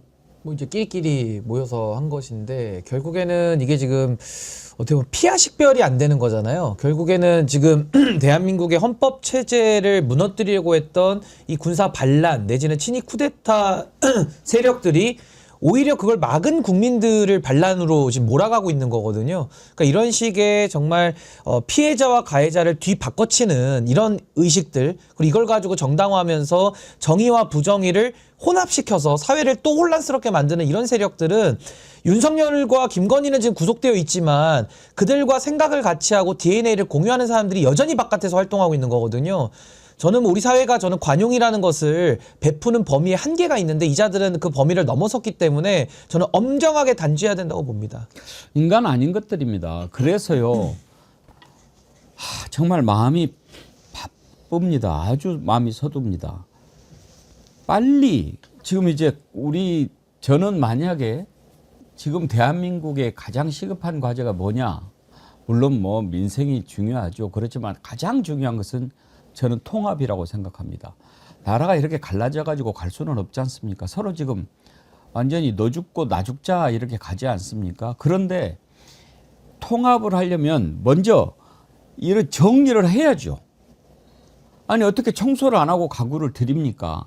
그래서 내란죄에 대한 청산, 내란 잔재 청산이 빨리 돼야 한다는 것입니다. 그렇게 해야 통합으로 나갈 수 있지 않겠습니까? 지금 저렇게 정신 나간 소리를 하고 있는 사람이 한둘이 아니에요. 특히 젊은이들 극우 유튜버에 많이 노출이 되면서 막 그 이상한 정보들을 들어가지고 말도 안 되는 얘기를 해요. 최근에 어떤 젊은이는 김민석 총리한테 그런 질문을 하더라고요. 아니 나라에서 혈세를 들여가지고 노동신문 구입해서 배포한다는데 그게 되겠습니까? 언제 그렇게 하기로 했어요? 근데 그걸 질문이라고 해요. 팩트 자체가 틀려 있어요. 사실이 아니에요. 그걸 가지고 그걸 사실로 전제하고 막 질문하고 그런단 말이에요. 한번 들어보시죠. 저는 전북대학교를 다니고 있는 27살 청년 이사여라고 합니다. 청년의 입장에서요.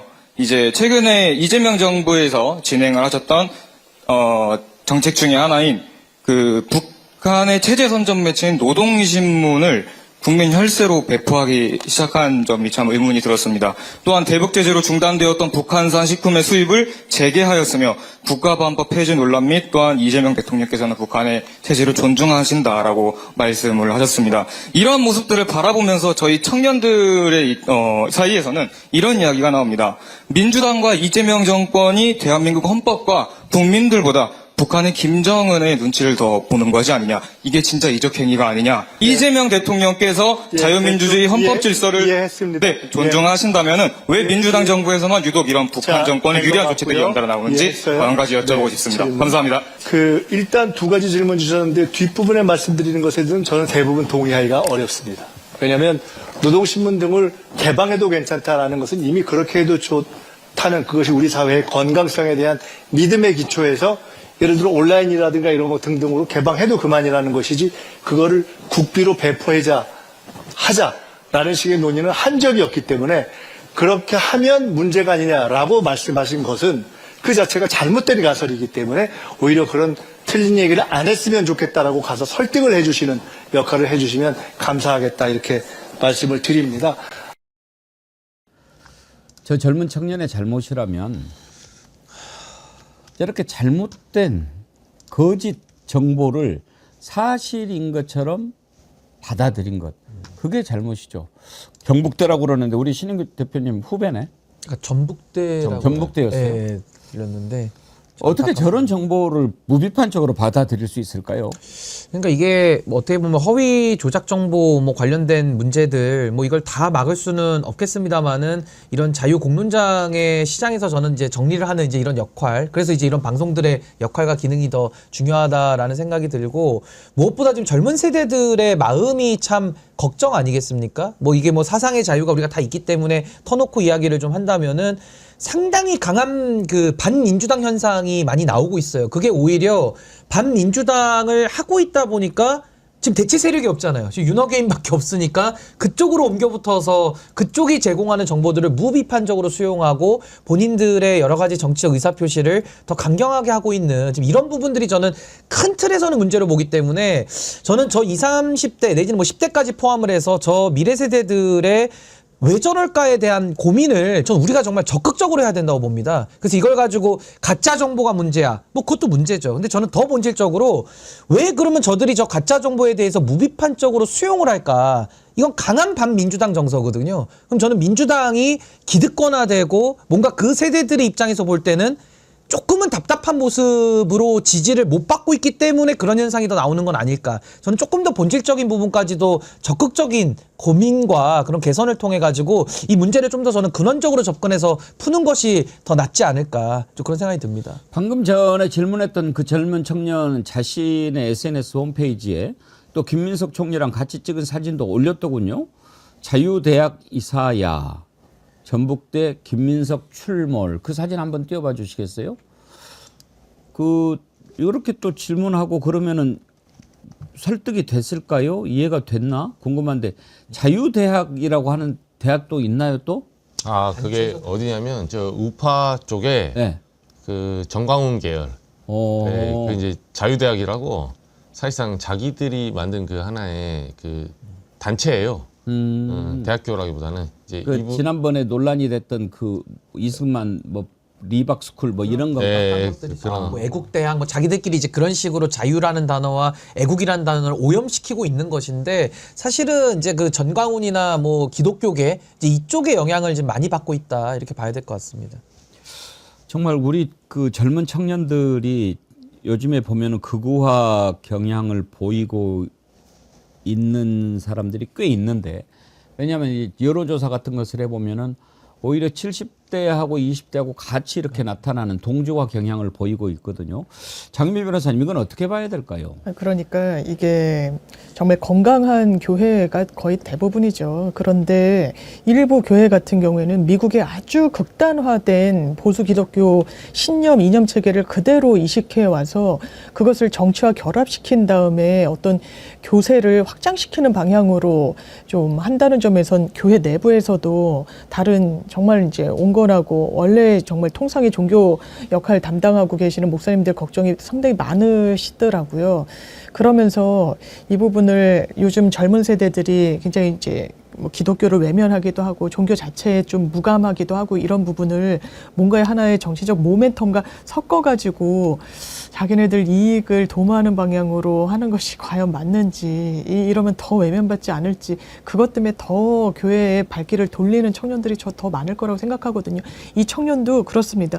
만약에 그게 사실이라면 우리가 세금을 내는데 노동신문을 뭐 사가지고 북한을 도와준다고 사실이라면 문제의식을 가질 수는 있는데 사실이 아니에요. 아예 인식체계의 그 근거와 대전제를 잘못 이식하는 게 어떻게 대한민국 교회의 역할과 기능일 수 있겠습니까? 진짜 이러시면 안 됩니다. 우리 신인규 대표 비교적 젊은 층인데 어때요? 젊은 사람들 이렇게 만나보면 어디에서 이렇게 잘못됐을까 그런 생각 해보십니까? 저는 교육의 실패가 가장 크다고 봐요. 그러니까 뭐 윤석열을 통해서 한덕수를 통해서 우리가 그동안에 이 엘리트 중심의 교육이 얼마나 많은 폐해를 갖고 오는지를 경험하지 않습니까? 근데 그분들이 키워낸 게 또 지금의 미래 세대예요. 또 역설적으로. 그렇기 때문에 저도 참 이게 답답한데 결국에는 지금 미래 세대를 탓할 저는 그런 상황은 아니라고 봅니다. 왜냐하면 교육의 산물이거든요. 그럼 그 잘못된 교육으로 통해서 지금 나온 거기 때문에 전 우리 사회의 근본을 조금 더 저는 더 들여다봐야 된다. 그래서 아까 제가 말씀드린 부분은 제가 여기서 지금 민주당 비판하자는 의도는 전혀 아니고요. 이게 원래 그 부모 세대, 윗세대에 대한 반발은 어느 세대나 늘 있었던 보편적인 현상인데 지금 이제 10대, 20대, 30대의 문제를 놓고 이야기를 하자면은 그들의 부모 세대, 그게 이제 40, 50대 내지는 60대 초반 세대죠. 그들과의 대립전선에서 지금 이게 나오는 반대적 극단화 현상 아니냐. 그렇다 보면 반대편에 조금 건전한 세력들이 좀 이렇게 3, 4, 5 모여 있었더라면 저렇게 쏠림 현상으로 가지는 않았을 텐데 지금 보수가 종말 상태 아닙니까? 그렇기 때문에 저는 극단화된 논리를 오히려 무비판적으로 스폰지처럼 받아들이고 있기 때문에 저는 더 지금 우려를 하는 것이고 이 부분을 아까 앵커님 말씀하신 대로 사회 통합적 관점에서 이제는 우리 사회가 조금 더 이거는 비판만 해서 될 문제는 아니고 조금 더 우리 자신을 돌아보고 근본적인 문제 해결을 위해서 우리가 노력을 좀 해야 될 때 아니냐라는 생각이 듭니다. 그렇습니다. 심각하게 생각해야 할 문제입니다. 영원이님, 뇌가 그냥 절었네, 절었어. YMK님, 가슴이 답답하다. 안중차님, 저런 거 방송해주면 저놈들 입장에서는 성공한 겁니다. 그냥 냅둬야 합니다. 그럴 수도 있겠네요. 너무나 가슴이 좀 답답해서.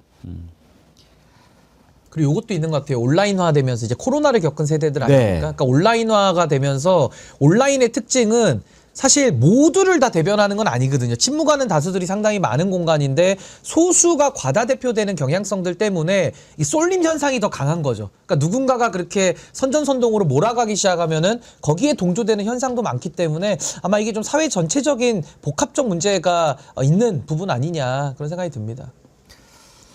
예. 시간이 별로 안 남았는데 어떤 거를 다뤄봐야 될까요? 지금 두 가지인데 북한 무인기 의혹과 관련해서 우리가 하나 살펴볼 게 있고 또 장동혁 단식과 관련해서도 한번 내용을 좀 짚어볼 필요가 있는데 장동혁 지금 이제 일주일째죠? 네, 오늘이 일주일이고 언제까지 하겠다는 겁니까? 과거에 지금 그러니까 일단은 시한은 정하지 않았던 것 같고요. 과거 사례를 보면 이제 김성태 전 원내대표 그 2018년 당시에 8일 9일차에 이제 응급실에 실려갔거든요. 그래서 오늘하고 이제 내일 정도가 조금 그 위험 시기인 것 같아요. 오늘 아침에 이제 이준석 개혁신당 대표 와서 만나고 갔는데 당내에서는 지금 출구 전략이 없어서 좀 많이 고민을 하는 눈치가 있어요, 사실은. 그리고 사실 이 문제가 이제 당 안에서도 왜 국민의힘도 지금 외통수에 걸렸냐면 처음에 이 단식의 명분이 쌍특검이에요. 그러니까 쌍특검을 도입해달라 이거였잖아요. 물론 그것도 논리 안 맞죠. 도입을 해준다고 했는데 본인들이 거부한 거니까. 신천지 빼달라고. 이렇게 시작을 한 거라서. 근데 중간에 여러 사람들이 갑자기 한동훈 관련해서 한동훈이 사과했으니까 뭐 그거 받아야 된다. 한동훈이 가서 뭐 대화합의 장을 만들어야 된다. 처음에 시작한 거는 온데간데 없이 지금은 굉장히 혼탁한 이제 그런 식으로 메시지가 혼탁해졌어요. 그래서 당내 중진들이나 내지는 의원들도 사실 장동혁 대표의 이런 지금 행보 좀 물음표가 있고 과거 황교안 전 대표가 총선 전에 이렇게 하다가 결국 선거 망했거든요. 이제 그런 걱정이 많이 나오고 있습니다, 사실은. 근데 쉽게 단식 끝내기 힘들 것 같은데요. 지금 본인은 죽을 지경인데 막 꽃을 보내와가지고 지금 로텐다홀 입구에서 단식하고 있죠. 완전히 꽃밭이 됐어요. 그 장동혁 쪽에서 뭐 다른 거는 보내지 말고 꽃은 받는다 이렇게 올렸더라고요. 그러면서 그쪽에서 올린 게 아니고 뭐 지지하는 쪽에서 그래서 이쪽으로 꽃 보내주세요 하면서 이제 꽃 장사를 하더라고요. 그 사진 한번 좀 띄워봐 주시겠어요? 그 보면은 아주 뭐 꽃이 바닥에 맞아요. 아주 천지로 깔려 있어요. 그래서 흐뭇하게 아주 쳐다보고 있는데 또 꼭 이런 사람이 있어요. 지금 장동혁이 단식 탈출하려고 하는데 김재원이 합류 단식했다고 홍구이님이 글을 보내주셨는데, 야 얼마나 김재원 미울까. 지금 그만두라고 말려도 지금 불편한데 나 합류 단식할게 그러면은 또 그만 못 둘 거 아니에요. 이제 친구를 잘 만나야 되는 게 김재원 최고는 3일 만에 지금 단식 중단한다고 의사의 권고를 받았어요. 미치겠네. 그러니까 자기는 그만하고 장동혁 더 죽어라 지금 이러고 있기 때문에 진짜 친구를 잘 만나야 된다는 생각이 저는 들고, 제가 저 단식을 갖다가 뭐 누가 밥을 굶고 있는데 희화할 마음은 정말 없고요. 정말 빨리 건강을 위해서라도 장동혁 대표는 정치를 조금 더 지금과 같은 방식이 아니라 다른 방식을 좀 더 고민을 해봐야 되지 않을까, 저 그런 생각이 듭니다. 건강을 챙기는 게 가장 우선입니다. 단식 7일째 되면은 정상으로 하면은 매우 위험한 상태가 되는 거 아닌가요? 그러니까 이게 그 시기별로 단식이 이어졌을 때 그 증상 같은 걸 좀 찾아보면 거의 이제 장동혁 대표처럼 일주일을 넘어가고 하면 이게 뭐 선망 증세, 망상 증세 뭐 이렇게 굉장히 뭐랄까 그러니까 정신적으로 온당하게 좀 유지하기도 상당히 힘들다라고 하고, 또 국민의힘의 이 구성원들 이야기를 들어보더라도 이제 의사가 진단을 하고 이러면 뭐 바이탈 사인이라고 하는가요? 어떤 생체에 이런 정상적인 이 리듬이 전혀 맞춰지지 않고 있다고 해서, 그러니까 왜냐하면 최근에 또 24시간 필리버스터를 한 지도 얼마 되지 않아서 체력적으로 상당히 저하된 상황에서 단식을 이어가고 있어서 이 부분과 관련 진짜 꽃이 많이 오긴 왔네요. 그런데 왔어요. 진짜 많이 왔네요. 네, 꽃밭이에요. 뿌듯한가 봐요. 꽃집하고 뭐 유착이 있는 것 같은데. 아니 꽃집 쪽에서 그러니까 그 장동혁 지지하는 뭐 팬클럽 같은 데서 장동혁 대표한테 꽃을 보내줍시다라면서 사이트를 올려놓은 거예요. 근데 저게 보기가 되게 안 좋은 게요. 윤석열 때도 저 허한 짓을 했거든요. 동원해서. 그거 똑같이 보는 느낌입니다. 그러니까 저런 거 좋지 않습니다. 제가 볼 때는. 지금 저렇게 하면은 오히려 너 아예 여기서 죽어라 지금 그런 거 아닙니까? 그러니까 단식을 못 풀게 만드는 거죠. 예. 그렇게 만드는 출구를 막는 거죠. 지금 출구를 사실. 막는 거죠. 그러니까 장동혁 대표는 전 생각을 좀 더, 물론 좀 이성적 판단이 어렵겠지만은 그래도 주변에 있는 사람들이 장동혁 대표를 위한다면은 저는 저렇게 휩쓸리게 가서는 안 된다. 저 건강 잃으면은 건강 어떻게 다시 회복합니까? 저는 그 부분을 좀 신경을 쓰기를 바랍니다. 근데 뭐 필리버스터도 그렇고 단식도 그렇고 누가 하라고 그랬어요? 그러니까 본인이 사실상 정치적으로 지금 걸고 있는 건 특검, 뭐 통일교 특검 받아라라고 하는데, 제가 그래서 순간 헷갈렸어요. 방송을 할 때도. 근데 민주당에서 통일교 특검 받겠다고 했거든요. 근데 통일교만 하지 말고 이 국민들의 비토가 많은 신천지도, 그리고 그 실체 오늘도 저희가 전반부에서 다뤘습니다만 얼마나 의혹이 큽니까? 그런 부분을 같이 하자고 하는데 그게 단식의 명분은 아니거든요. 그러니까 단식은 사실상 한동훈 징계 국면에서 당내에서도 계속해서 반발 목소리가 어떻게 보면 23명의 의원들이 기자회견할 정도로 집단적으로 나오니까 그것을 좀 막기 위한 측면이 저도 개인적으로 훨씬 크다고 보고, 언론도 그 어떤 포커스로 지금 이 단식 국면을 지켜보고 있는 거 아니겠습니까? 하여튼 예스입니다. 예스는데 저는 장동혁 저렇게 하는 것, 쓰잘데기 없는 것 하는 것 보면서 황교안 생각납니다. 황교안이 그렇게 궁지에 몰렸을 때 느닷없이 단식을 했죠. 그래가지고 어떻게 됐습니까? 그때 총선에서 쪽박 찼습니다. 예. 이제 지방선거 망하는 길로 가지고 들어가는 건데 이름 백날 바꿔서 뭐 합니까? 이름 때문에 그 당이 망했습니까? 아무튼 좀 빨리 바꾸기를 바랍니다. 제가 국민의 힘으로 뭐 이런 것을 많이 하고 싶을 때마다 그 국힘당 이름이 겹치기 때문에 못 써먹거든요. 옛날에 우리은행이 그랬어요. 저는 우리은행도 이름이 마음에 안 들어요. 우리은행인데 그게 우리은행 그런 건 허락을 해주면 안 되는데. 아니, 그러니까 이름이라는 게 어떤, 우리가 인간이니까 언어를 쓰니까 사회적 약속 차원에서 단어를 만들고 합의하는 의미를 부여하는 의미가 있는데, 문제는 본인들이 정치인으로서 공당으로서 해야 될 역할과 기능은 안 하면서 이름만 바꾸겠다고 하니까 이 말장난 아니냐. 그럼 국민의힘이 뭐 만약에 거룩한 용어 쓰면은 좀 좋아집니까 상태가? 그러니까 이거는 정말 국민들 앞에 눈 가리고 아웅이고 속임수에 불과하기 때문에 그만 사기치라. 이게 저는 국민의 명령이라고 봅니다. 사기를 그만 쳐야 됩니다. 얌체짓 하는 거죠. 네, 오늘 1부는 여기까지 하도록 하겠습니다. 2부에서는 민주당의 김준혁 의원 만나볼 텐데요. 여러분 오랜만에 또 보게 되니까 반갑군요. 기대해 주시고요. 1부 함께해 주신 장윤미 대변인님, 신인규 대표님, 이정주 기자님 수고하셨습니다. 예, 감사합니다. 예. 네, 여러분 좋아하시는 김준혁 의원님 오셨습니다. 어서 오세요. 예, 안녕하세요. 반갑습니다. 김준혁입니다. 좀 오랜만인 것 같은데. 예. 네. 새해 우리가 처음 뵙나요? 예, 그렇습니다. 새해 예. 더욱 건강하시고. 예, 예. 복 많이 받으시고. 고맙습니다. 우리 국장 오늘 예. 아침에 이렇게 저희가 다른 이슈 다루느라고 이재명 대통령 기자회견을 끝까지 못 봤는데 지금 끝났나요? 오늘 뭐 더 할 것 같이 원래 1시간 반 예정했는데 모두의 뭐 여러분들 충분히 뭐 질문 답변하도록 하겠다라고 얘기를 하더군요. 혹시 보다 오셨습니까? 제대로 못 봤습니다. 네. 저도 지금 계속 이동 중이었어 가지고요. 또 중요한 정책 회의 하느냐고 볼 겨를이 좀 없어서 예, 잘 못 보고 왔습니다. 예. 일단 봤으면은 좀 중요한 거 몇 가지 중요한 소식들은 제가 속보로 계속 들었는데 혹시 뭐 특별히 좀 관심을 가질 만한 그런 아마 있었는가 검찰개혁과 해서요. 관련된 내용을 예. 아까 좀 말씀을 하신다고 제가 좀 들었습니다. 그래서 여러 가지 상황들을 좀 종합적으로 판단하고 아주 좀 냉정하게 판단해서 결정을 해야 된다라고 하는 아마 그런 그 톤으로 말씀을 하신 것으로 제가 좀 들었습니다. 예. 다른 문제 하기 전에 저는 우리 김준혁 의원님이 이제 교수님 출신이잖아요. 네네. 교수하셨고 오시면 그걸 여쭤보고 싶었는데 그거 좀 먼저 여쭤볼게요. 이제 우리가 내란 잔재를 청산하고 새로운 진짜 대한민국으로 가야 하지 않습니까? 예. 그러기 위해서는 통합이 중요한데 이제 사실 그전에는 우리가 지역 간의 통합이 가장 중요한 과제였지만 이제 동서 갈등은 별로 그야말로 넘어선 것 같은데 세대 간 이 갈등이 매우 크지 않습니까? 예.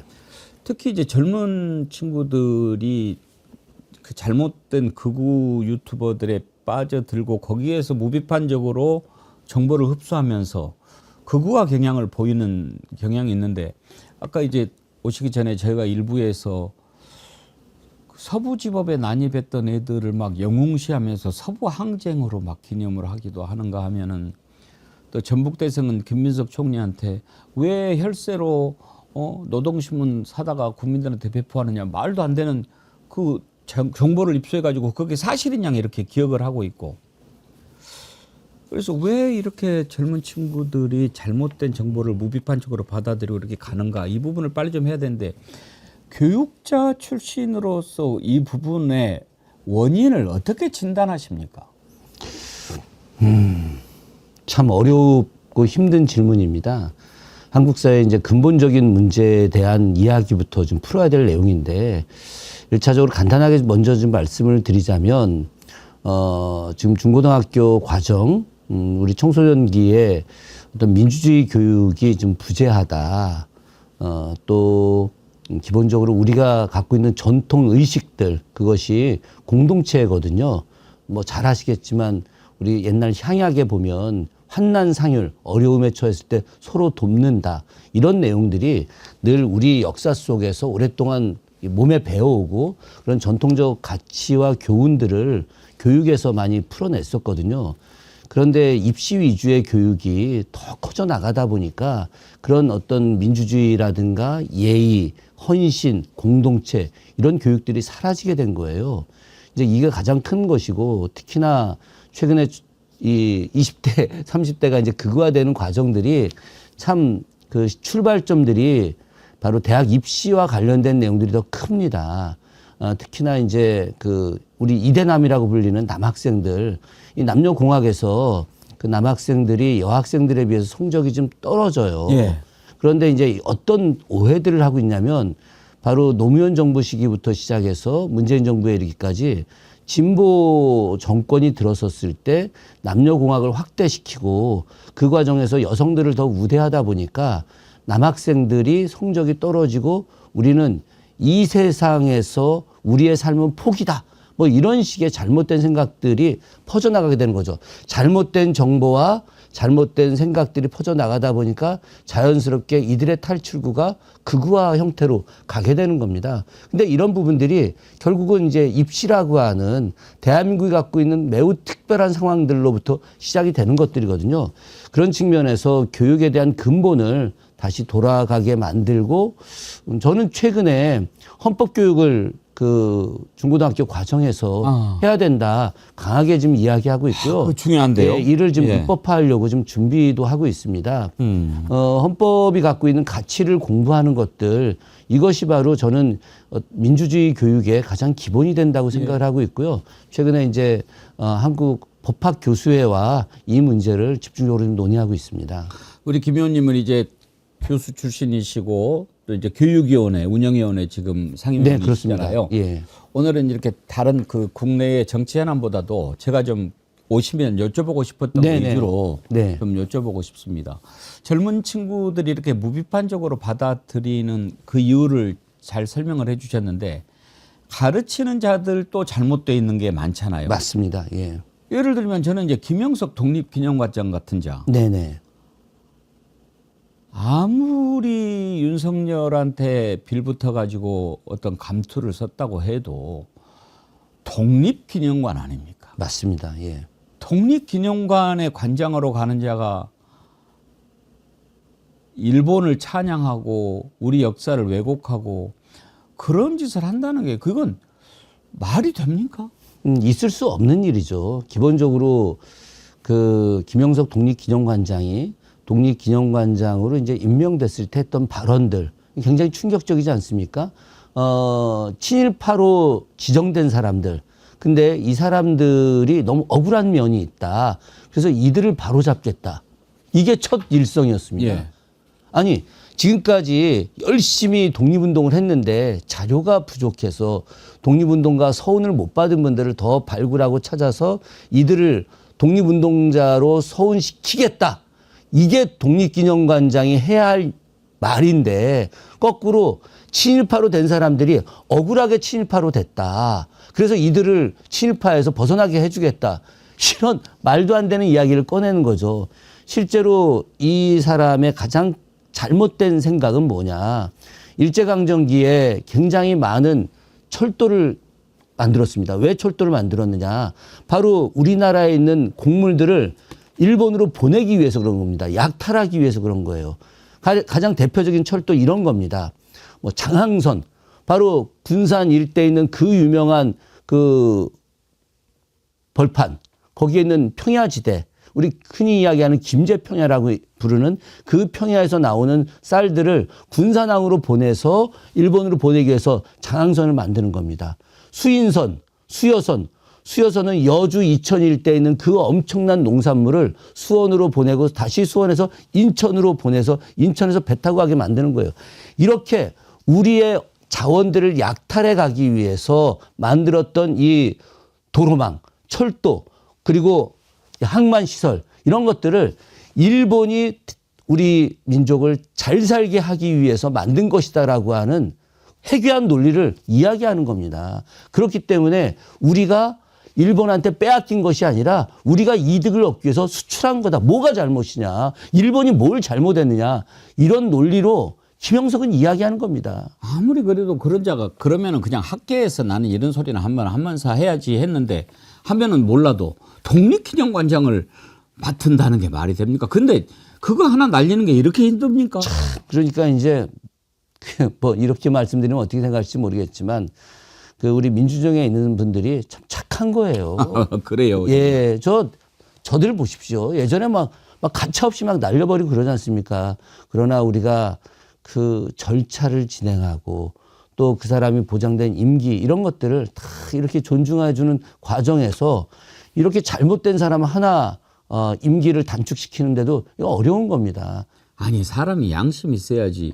윤석열이 이제 정신 나간 자고 친일이니까 그렇게 해서 그 자리에 앉혔다면 그래도 뭐 거기에 있다가도 정권이 바뀌고 윤석열이 저렇게 물러나고 그랬으면 지가 알아서 물러나야지. 그거를 버티고 그래가지고 온갖 망신과 잘못된 건 다 드러나게 하고 사람이 기본적으로 문제가 있는 것 같아요. 조선시대 선비들의 가장 큰 덕목은 삼가한다는 겁니다. 삼가한다는 거.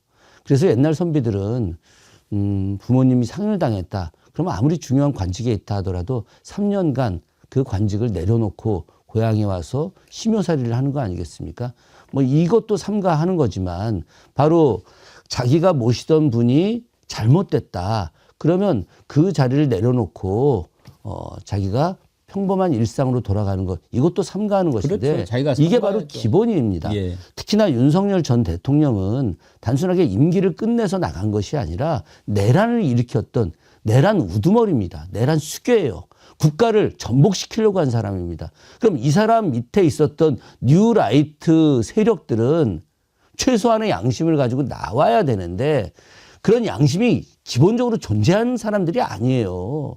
그러니까 잘못된 역사 인식을 갖고 있고 그것들을 갖다가 이 사회에 적용시키려고 얼마나 많은 일들을 해왔습니까? 그런 친일적 사고를 갖고 있는 사람들한테 우리가 바랄 수 있는 게 없어요. 그렇기 때문에 이들을 법과 제도에 의해서 강력하게 응징을 해야 하는데 우리 민주정에 있는 분들이 너무 그냥 그러니까요. 순진하고 착해가지고 좀 답답합니다. 저도. 악한 자한테 악으로 이기지 말고 선으로 이기라 뭐 그랬는데 참 쉽지가 않아요. 지금 일단 회의만은 의결이 됐지 않습니까? 예. 그러면 남은 절차가 이제 법무부 장관이 대통령한테 이렇게 제청하면 되나요? 아닙니다. 그 사이 절차가 또 하나가 있어요. 또 있어요? 청문회 절차가 있습니다.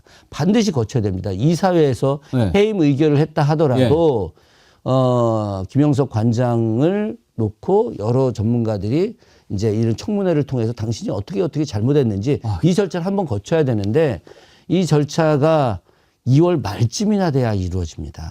그러니까 김영석 관장이 2월 말에 청문회를 하고 지금 1월 말 이제 가고 있는데 지금 1월 20일 이 즈음인데 예. 그러면 앞으로도 한 달이 더 있어야 되는 거예요. 한 달 더 있고 그 뒤에 대통령의 재가 청원을 받으면 3월 초쯤 될 텐데 저는 정말 너무 안타까운 것이 우리 3월 1일 3.1절 정말 위대한 우리 민초들의 혁명이 있었던 이 3.1절을 그 김영석 독립기념관장이 있는 동안에 해야 된다는 이 사실, 이게 정말 비극입니다. 이게. 그래서 이 절차를 조금 더 빨리 진행할 수 있도록 국가보훈부에서 이를 좀 최대한 빨리 진행하게 지금 요청할 생각입니다. 부끄러운 일입니다. 그리고 또 한국학중앙연구원 원장? 예. 이 사람도 문제 있죠. 문제 있죠. 김낙연 원장 문제 있고. 김낙연이에요. 김낙연. 예. 그리고 이사장이 김주성입니다. 그러니까 지금 이 독립기념관 같은 경우는 이사회에서 관장 해임 의결을 하는데 문제는 한국학중앙연구원은 이사장 자체가 뉴라이트 핵심 인물입니다. 그러니까 김낙연 같은 사람들을 갖다가 이렇게 지휘하고 통제하는 수준의 인물인 거예요. 그렇기 때문에 더더욱이 어렵지만 지금 한국학중앙연구원의 김낙연 원장이 굉장히 잘못된 행동을 많이 했습니다. 그리고 그 한국학중앙연구원의 모든 보직 교수들이 지금 다 사표를 냈습니다. 그 한국학중앙연구원이 굉장히 보수적인 그 학계 풍토를 갖고 있습니다. 그렇기 때문에 굉장히 신중한 분들인데 그럼에도 불구하고 여기에 있는 대부분의 보직 교수들이 김낙연 원장 체제하에서 도저히 대학을 운영할 수 없다. 당신이 물러나야 된다라고 해서 사표를 냈는데 뭐 철면피해요. 전혀 반응을 하고 있지 않습니다. 저는 어제 뉴스 보면서 또 분통이 터지는 게 요즘에 위안부 소녀상 철거하라는 집회를 하는 자들 있지 않습니까? 온갖 모욕을 다 하고 그러는데 또 이 자들이 악랄한 게 이게 돌아가신 분들 모독하는 죄가 있지 않습니까? 예. 거기에 안 걸리려고 그건 이제 친고죄라고 그러네요. 그러니까 이미 돌아가신 분이거나 또는 노출되기를 꺼리는 그런 분들 소녀상만 찾아가 가지고 거기에서 그 지랄을 한다는 거예요. 예. 왜 이렇게 됐어요? 그것이 그 사람들한테는 돈벌이 수단이거든요. 그러니까 더 악한 짓을 할 때 거기에 희열을 느끼는 사람들이 자꾸 돈을 주는 정말 비정상적 사회죠. 지금 그런 자들이 여고 앞에 가서 시위를 합니다. 정말 그 학생들과 또 교사, 학부모들이 정말 건전한 민주의식, 역사의식을 가지고 학교 안에 소녀상을 설치한 곳들이 여러 곳이 있어요. 그런 곳을 찾아다니면서 계속해서 악랄한 집회 시위를 하고 있는 겁니다. 말도 안 되는 거죠. 그래서 저희가 그런 소녀상과 관련돼서 또 역사를 갖다 상징화하는 그런 여러 시설물과 또 동상들 이런 곳에 가서 잘못된 행위를 하는 사람들을 처벌하는 법안을 올렸습니다. 그래서 이제 이 법안이 통과가 되게 되면 더 이상 그런 일을 할 수 없게 저희가 만들 생각입니다. 정말 이런 것들을 보면 가슴이 아픈데 하여튼 이제 빨리 내란을 청산하고 좀 갈등을 통합하는 물론 쉽겠습니까? 미국 하는 것 봐도 그렇고 아무튼 우리가 좀 정신을 똑바로 차려야 될 일이라고 생각합니다. 근데 이제 일본 얘기 나온 김에 네. 이재명 대통령 이제 일본 다카이치 총리와 상당히 그 셔틀 외교 활발하게 하고 있지 않습니까? 예. 사실 이시바 총리하고 좀 가까웠다가 네. 다카이치 총리 됐을 때 다카이치는 좀 극우로 알려져 있어서 예. 걱정을 많이 했거든요. 저희들도 걱정을 많이 했습니다. 그런데 이렇게 보면 다카이치 총리는 이재명 대통령 보면 엄청 웃잖아요. 해바라기 같죠? 그래도 저는 보면서 이제 불안해요. 저 웃음 뒤에 뭐가 감춰져 있을까. 그런 걱정하시죠? 솔직히 걱정하고 있습니다. 예. 앞으로 어떻게 전망하십니까? 다카이치 총리가 굉장히 정치적 술수를 갖고도 있을 수 있다. 왜 그러냐면 이재명 대통령님과 셔틀 외교하고 나서 바로 중의원을 해산하는 해산 예. 이야기를 했지 않습니까? 그것은 이제 어떤 현재 자민당이 갖고 있는 위치가 굉장히 좀 불안하거든요. 그렇기 때문에 중의원을 해산해서 새롭게 선거를 통해서 자민당의 어떤 위치를 공고히 하겠다라고 하는 생각들. 만약 그렇다고 한다면은 그 다카이치 총리가 자신이 갖고 있는 약간의 그 극우화적 이념을 현실적으로 보여주려고 하는 것이 아니냐 그런 생각도 갖게 되는 것이죠. 그렇게 되면 이재명 대통령님과 했던 이것을 뒤집을 수도 있지 않을까. 왜 그러냐면 다카이치 총리가 그들이 이야기하는 독도 기념의 날 거기에 그전에는 그 장관을 보낸 적이 없었습니다. 그런데 다카이치 총리가 그 자리에 기념의 날 행사에 장관을 보내기로 결정을 했어요. 이것은 굉장히 이중적 태도죠. 그렇죠. 우리나라 대통령한테는 정말 그 앞으로 한일 관계 제대로 하자. 특히나 장생탄광 유해 문제를 공동 발굴하고 그리고 DNA 검색도 같이 하자라고 하는 그런 이제 제안. 결국은 이제 과거사 문제를 갖다가 해결하고 가자라고 하는 이제 명분을 이제 보여준 거 아니겠습니까? 그런 측면에서 굉장히 우리가 나아지고 있구나 이런 생각을 갖게 되면서도 불구하고 독도 기념의 날 장관을 보내서 기념 축사를 하게 한 부분들에 대해서는 이것은 굉장히 이중적 태도인 거죠. 그런 측면에서 다카이치가 무조건 우리 편을 들어주는 그런 일본 총리는 아니다. 그래서 우리가 굉장히 긴장하면서 일본과의 관계를 늘 신중하게 좀 봐야 된다. 저는 그렇게 판단하고 있습니다. 그래서 저는 뭐 워낙 이재명 대통령이 잘 하니까 큰 걱정은 안 합니다만 이제 다카이치 입장에서는 국내용이 있고 또 대외용이 있지 않겠습니까? 예. 그런 것을 우리가 간파하고 대응하면 뭐 한일 관계가 당장에 좋아진다는 것도 이상하니까 차차차차 이렇게 정도를 찾아가는 그런 과정이라고 보면 되지 않을까요? 저는 최근에 이재명 대통령의 여러 그 외교 문제라든가 아니면 그 국내 문제에 대한 대응 방식을 보면은 바둑으로 치자면은 최소 10수 정도를 내다보고 이 바둑을 두는 것 같은 그런 느낌이 듭니다. 지금 여기서 이 점을 두는 것이 도대체 왜 이렇게 두실까라고 했는데 조금 지나서 보면 저것 때문에 이렇게 하시는구나라는 걸 좀 느끼게 되거든요. 그래서 저보다 역시 확실히 뛰어난 정치 고수다 이런 생각을 좀 많이 하고 있는데 저는 한일 간의 문제나 아니면 국내 여러 문제들도 그런 측면에서 깊이 있게 이렇게 하실 거기 때문에 진짜 저는 역사에 남는 최고의 정치인이라고 판단하기 때문에 너무 크게 걱정은 안 하셔도 될 것 같습니다. 사실 이제 김준혁 의원님은 이재명 대통령이 워낙 좋아하시고 또 김준혁 의원님도 이재명 대통령 좋아하는 거 우리가 다 아는데 예. 개인적으로 예. 이재명 대통령의 어떤 점을 제일 그 강점으로 꼽으시겠어요? 저는 강인함입니다. 강인함. 예. 우리가 그런 이야기 많이 합니다. 경기도지사 시절에 그렇게 검찰이 수도 없이 압수수색을 하고 정말 온 언론이 가짜 뉴스를 만들어서 이재명을 악마화하지 않았습니까? 보통 사람 같았으면 쓰러졌어요. 정말 쓰러졌습니다. 그런데 안 쓰러지잖아요. 오뚜기처럼 다시 일어나고 또 다시 일어나고 여기에 더해서 지금 그 테러 당했었을 때 그 테러 당한 이후에 본인이 이 분노의 어떤 표현을 냈어야 되는데 그렇게 하지 않고 더 높은 단계로 올라가서 다시 나는 이미 죽었다 살아난 사람이기 때문에 남은 생을 더 대한민국과 국민들을 위해서 쓰겠다. 어떤 사적인 욕심, 욕망 이런 것들이 아니라 승화된 개념 속에서 자신이 나라를 위해서 헌신하겠다. 이것은 정말 특별한 강인함이거든요. 저는 그런 측면에서 야, 이분이 이렇게 강인하기 때문에 전 충분히 이 어려움을 극복할 수 있다라는 생각을 늘 합니다. 이재명 대통령 테러 당했을 때 정말 놀라셨죠? 놀란 정도가 아니었죠. 저는 정말 그날 이분이 돌아가시면 안 되는데 그런데 살아나셨잖아요. 그래서 하늘이 아직도 이 나라를 버리지 않았구나. 이번에 국가에서 네. 이제 테러 사건으로 규정하고 다시 조사하기로 하지 않았습니까? 네네.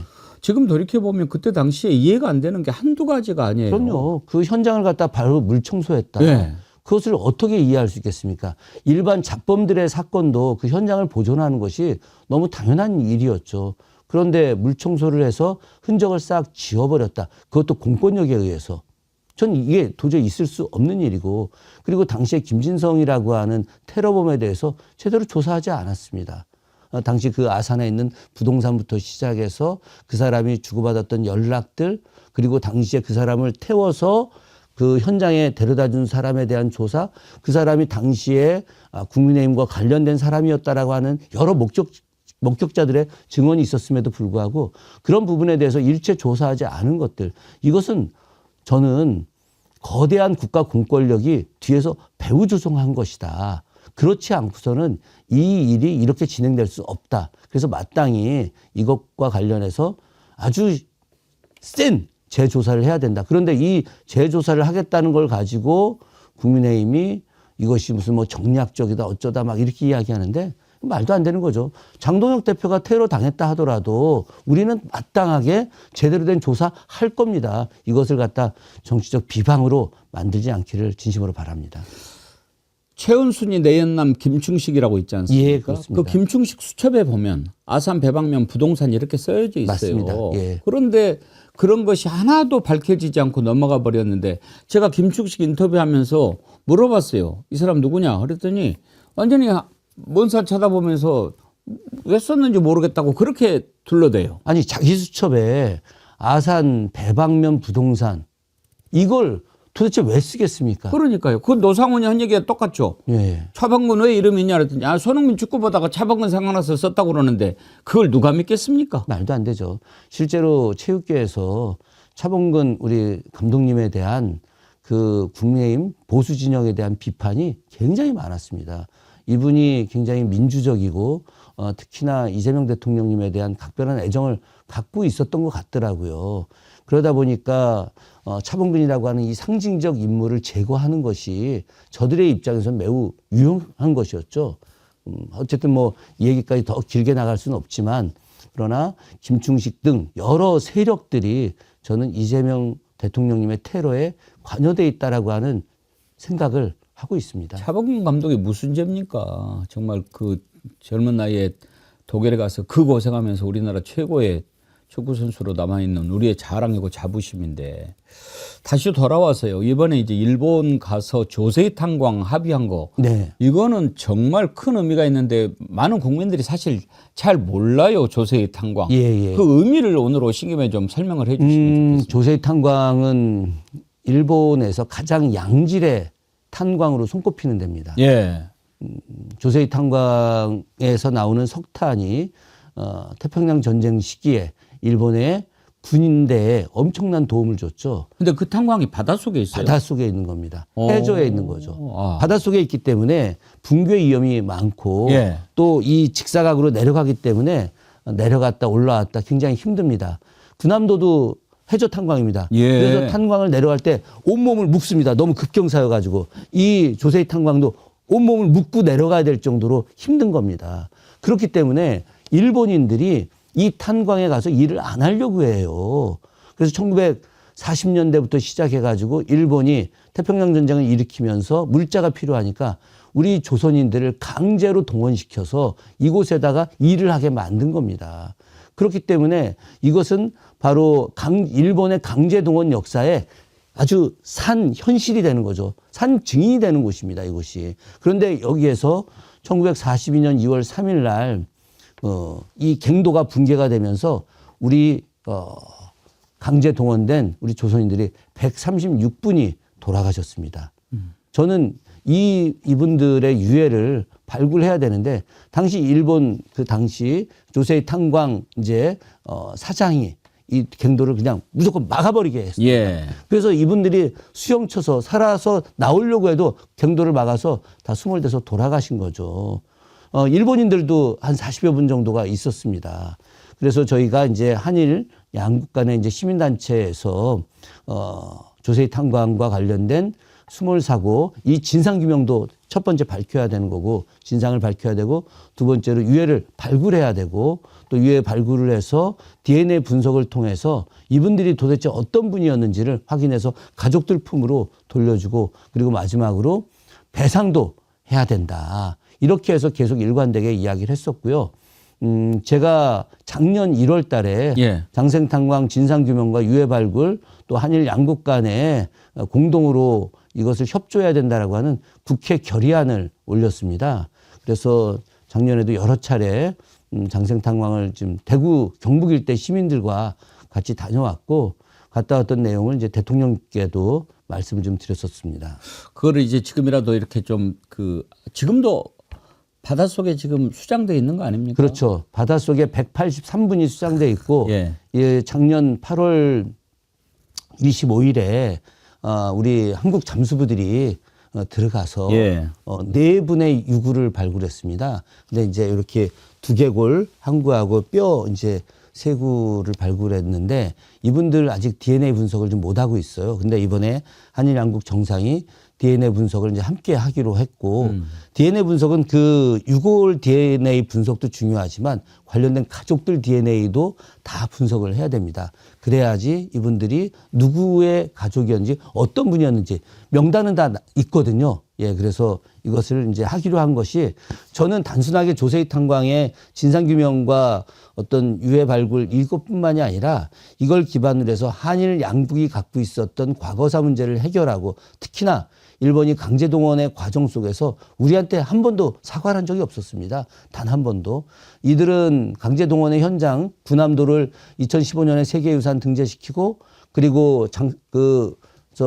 니카타 현에 있는 탄광을 갖다가 2024년에 세계유산으로 등재시키지 않았습니까? 그럼에도 불구하고 강제동원의 역사를 다 모두 다 지워버리는 일들을 했는데 이번에는 이제 반드시 이 강제동원의 역사를 스스로가 또 사과하게 만들게 하려고 노력하고 있습니다. 정말 의미 있는 합의라고 할 수가 있지요.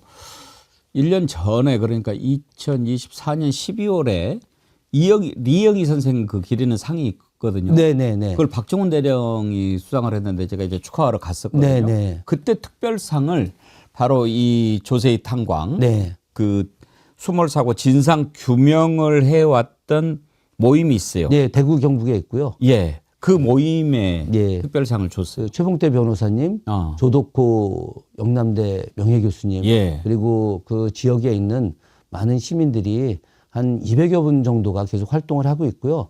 이번에도 이제 2월 6일, 7일, 8일, 2월 7일 날 장생탄광에서 양국의 정부 또 정치인들이 또 시민들과 함께 참여하는 위령제가 있습니다. 민주당에서도 6분의 국회의원이 함께 가기로 하셨습니다. 부끄러운 일인데 저는 사실 그때 처음으로 조세희 탄광 알았어요. 그러면서 세상에 이러이러한 어마어마한 일이 있었는데 내가 지금까지도 몰랐다니 너무나 부끄럽고 민망해가지고 예. 참 죄송한 마음이 들어요. 아닙니다. 뭐 사실 조세 탄광을 아는 분들이 국내에 거의 없었습니다. 저처럼 이제 역사를 공부한 사람들이나 알고 있지 대부분의 국민들이 이 내용까지는 잘 몰랐죠. 실제로 그 이전에 군함도도 예. 잘 몰랐었죠. 몰랐죠. 그러다가 이제 일본이 세계문화유산으로 등재한다고 하니까 그때 가서 알게 됐는데 저 북해도 일대에도 탄광이 아주 많습니다. 그리고 지금 말레이시아, 인도네시아 이 일대에도 일본이 점령한 과정에서 우리나라 사람들의 강제 동원된 곳들이 굉장히 많이 있거든요. 이런 부분들도 다 우리가 조사하고 찾아내서 이것에 대해서 일본에 사과를 요구해야 합니다. 한두 가지만 더 여쭤보겠습니다. 사실 아까 이은주 반장님이 김준혁 의원님 너무너무 반가운데 오늘 왜 얼굴이 부으신 것 같아요. 참 날카롭게 보셨네. 저도 궁금해서 여쭤봤는데 어제 뭘 드셨는데 알러지가 나가지고 예. 약간 식중독이 왔습니다. 그러니까요. 예, 식중독이 와서 얼굴이 좀 퉁퉁 부었어요. 저 이런 얼굴 좀 처음이고 얼굴이 네. 막 온몸이 지금 다 알러지가 막 몸 안에. 오늘 못 오실 건데 예. 또 우리 또 정치1번 약속이라서 와주셨는데 제가 그러면 오늘 특별히 귀한 선물을 드릴게요. 그 앞에 있잖아요. 그 홍삼 제품인데 이거는 하나 드릴게요. 근데 정말 좋아. 아 그래요? 예. 예. 이거는 저 지금 드셔도 돼. 이 아, 예. 알러지에 아주 좋아요. 예, 예. 거기 혹시 앞에 그 종이 있잖아요. 컵에. 예, 예. 거기 은수저가 하나 들어있을 건데 아, 그 옆에 예. 봐봐요. 케이스. 거기로 한 숟갈 예. 떠서 드셔. 예, 조금 있다가 그러면은 방송이니까 조금 있다 예, 그래요. 먹겠습니다. 예, 방송 마치고. 그 정말 예. 드셔보시고 예, 예. 매일 아침에 네. 그 꿀에다가 예. 타가지고 한 잔씩 드시면 진짜 효과 100% 보장합니다. 한 뭐 면역력이 너무 떨어져 가지고 맞아요. 보름 동안 술을 한 방울도 안 먹고 그랬다가 지금 계속 있는데 어제 뭐 그 어쩔 수 없는 자리가 있었어. 해산물을 좀 먹었는데 예. 그 해산물 먹고 이제 확 알러지가 이렇게 막 심하게 와가지고 지금 뭐 평생 처음 겪은 일이었어요. 면역력 떨어졌어요. 예. 그거 드세요. 홍삼으로 제가 그러면 이거는 그리고 정말 내가 자랑하고 보증하고 제가 직접 체험한 건데 일반 홍삼 제품보다 훨씬 더 함량이 높거든요. 알겠습니다. 매일 드세요. 제가 이거 먹고 2주 뒤에 한번 출연시켜 주십시오. 오케이. 그러면 제가 와서 제가 그 건강한 모습으로 효능을 한번 검증합시다. 예, 예. 아, 또 내가 더 힘이 날라고 그러네. 제가 우리 김준혁 의원님 얼마나 좋아하는 거 알죠? 아유, 그럼요. 제가 어제 저녁에 나 빼고 혼자서 먹어서 알러지가 난 거예요. 예. 같이 앞으로 연락 주세요. 알겠습니다. 그 먹는 이야기하다가 이야기하니까 저 그러는데 장동영 대표 왜 단식하는 거예요? 나 그 이유를 잘 모르겠어요. 아이, 대한민국 국민이 다 알고 있죠. 예. 한동훈 전 대표 제명권 때문에 여러 공격들이 들어오니까 그걸 핑계대고 하는 게 제일 우선이고. 근데 그것만일까 난 했는데. 신천지가 또 있죠. 신천지 있죠. 그럼요. 왜냐하면 예. 우리 김준혁 의원님은 이제 대선 때 종교도 이렇게 보고 그러셨잖아요. 예. 이만희 녹취록 나오는 거 보면은 이거 신천지하고 국힘당이 장난이 아닌 것 같은데요. 이번에 어제 발표에서 예. 국민의힘이 처음으로 당원 100만을 넘겼다 이런 발표를 했는데 이게 스스로 무덤을 파는 발표입니다. 저는 그렇게 생각합니다. 왜 그러냐. 신천지 같은 데서 5만 명을 동시 가입시키고 통일교에서 2만 명을 동시 가입시키고 그래서 최근에 종교 집단에서 10만 명 정도가 가입했다는 거 아닙니까? 이것이 종교 분리가 헌법에 명확하게 되어 있는데 종교 일치를 해서 특히나 이 극우 세력들이 이런 사이비 종교 집단과 연대해서 자신들의 이익을 얻으려고 한다. 이것이 이번에 지금 밝혀지는 상황 아니겠습니까? 그래서 민주당에서 이야기하는 통일교 특검, 신천지 특검, 이 특검을 지금 받으면 국민의힘이 해산정당이 될 수밖에 없습니다. 해산정당. 그렇기 때문에 이걸 막기 위한 꼼수로 단식을 하고 있는데 저는 말입니다. 이 단식이 정말 코미디 같다고 생각합니다. 제가 단식하는 분한테 참 험한 이야기 하긴 그렇습니다만은 저도 지난 그 윤석열 파면 정국에서 광화문에서 9일을 단식을 했습니다.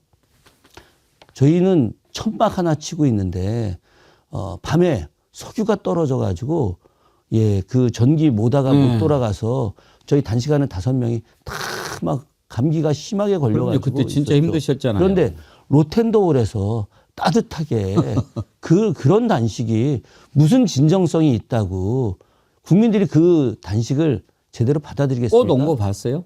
예? 꽃. 예, 봤죠. 그 꽃 사진 한번 보여줘 볼래요? 아니 세상에 저거는 꽃밭에 누워 이거 보세요. 지금 저걸 저렇게 보냈어요. 그러니까 저게 저희들처럼 단식을 진짜 제대로 목숨 걸고 한 사람들, 제가 보다 지난 이야기지만 그때 단식하다가 이 단식 갖고 안 되겠다. 그래서 우리 의원들한테 제가 이건 처음 하는 이야기인데 단지를 하겠다. 예. 그렇게 해야지 헌법재판소가 빨리 그 기일을 잡을 것이다.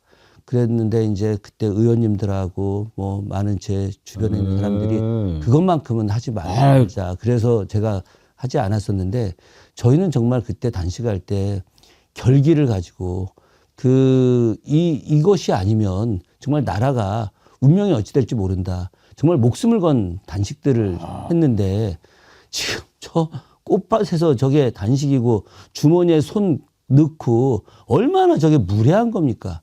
국민 앞에서 저렇게 무례한 행동을 하면서 마치 자기가 투사인 양 하는 것 자체가 저는 정말 안타깝습니다. 예. 아이고 참 그런 일이 있으셨군요. 절대 아이고 그러시면 안 되죠. 그래도 정말 이렇게 또 새로운 나라가 돼서 너무너무 감사하죠. 예. 끝으로 오늘 이제 한덕수 선고를 이제 잠시 후 2시에 하게 됩니다. 구형은 15년인데 네. 이것저것 이렇게 따져보면은 선고가 더 나올 것 같기도 하고 혹시 예상을 어떻게 하십니까? 저는 뭐 솔직히 한 10년 정도 보고 있습니다. 예, 지난번에 그 윤석열 재판 15년 구형했는데 5년 나오지 않았습니까? 그때 제가 10년에 5년. 예, 정말 충격을 많이 받았습니다.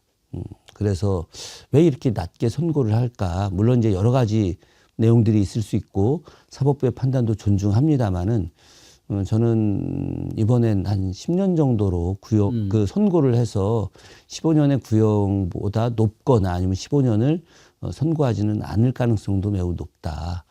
그런데 이제 10년의 어떤 선고에서 가장 큰 핵심은 이번 한덕수 선고에서 제일 중요한 것은 바로 이 내란을 인정하느냐 인정하지 않느냐 이게 제일 핵심인데 저는 10년을 선고한다라고 하는 것은 윤석열의 내란을 사법부가 인정하는 것이다.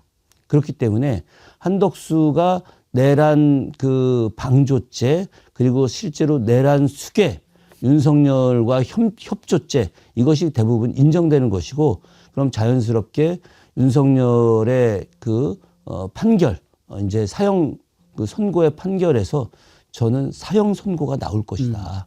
저는 이렇게 판단하고 있습니다. 너무 오래 걸려요. 이거 빨리빨리 해야 되는데 국민들이 참 지치죠.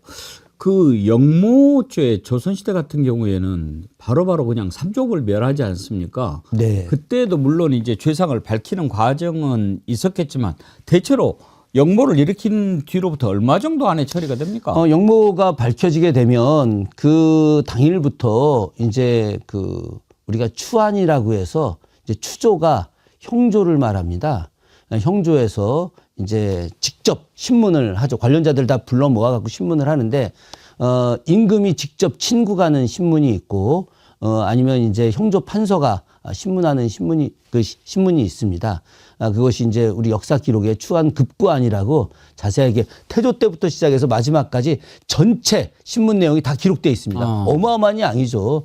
그렇기 때문에 조선시대 때는 그렇게 그 영모죄에 대해서 심리하는 내용 그리고 관련자들을 대질신문하는 내용들 이런 것들이 아주 상세하게 기록되어 있습니다. 저는 이걸 유네스코 세계 기록유산으로 등재해야 된다고 강력하게 지금 이야기하고 있는데 그 안을 보게 되면 길어야 한 달입니다.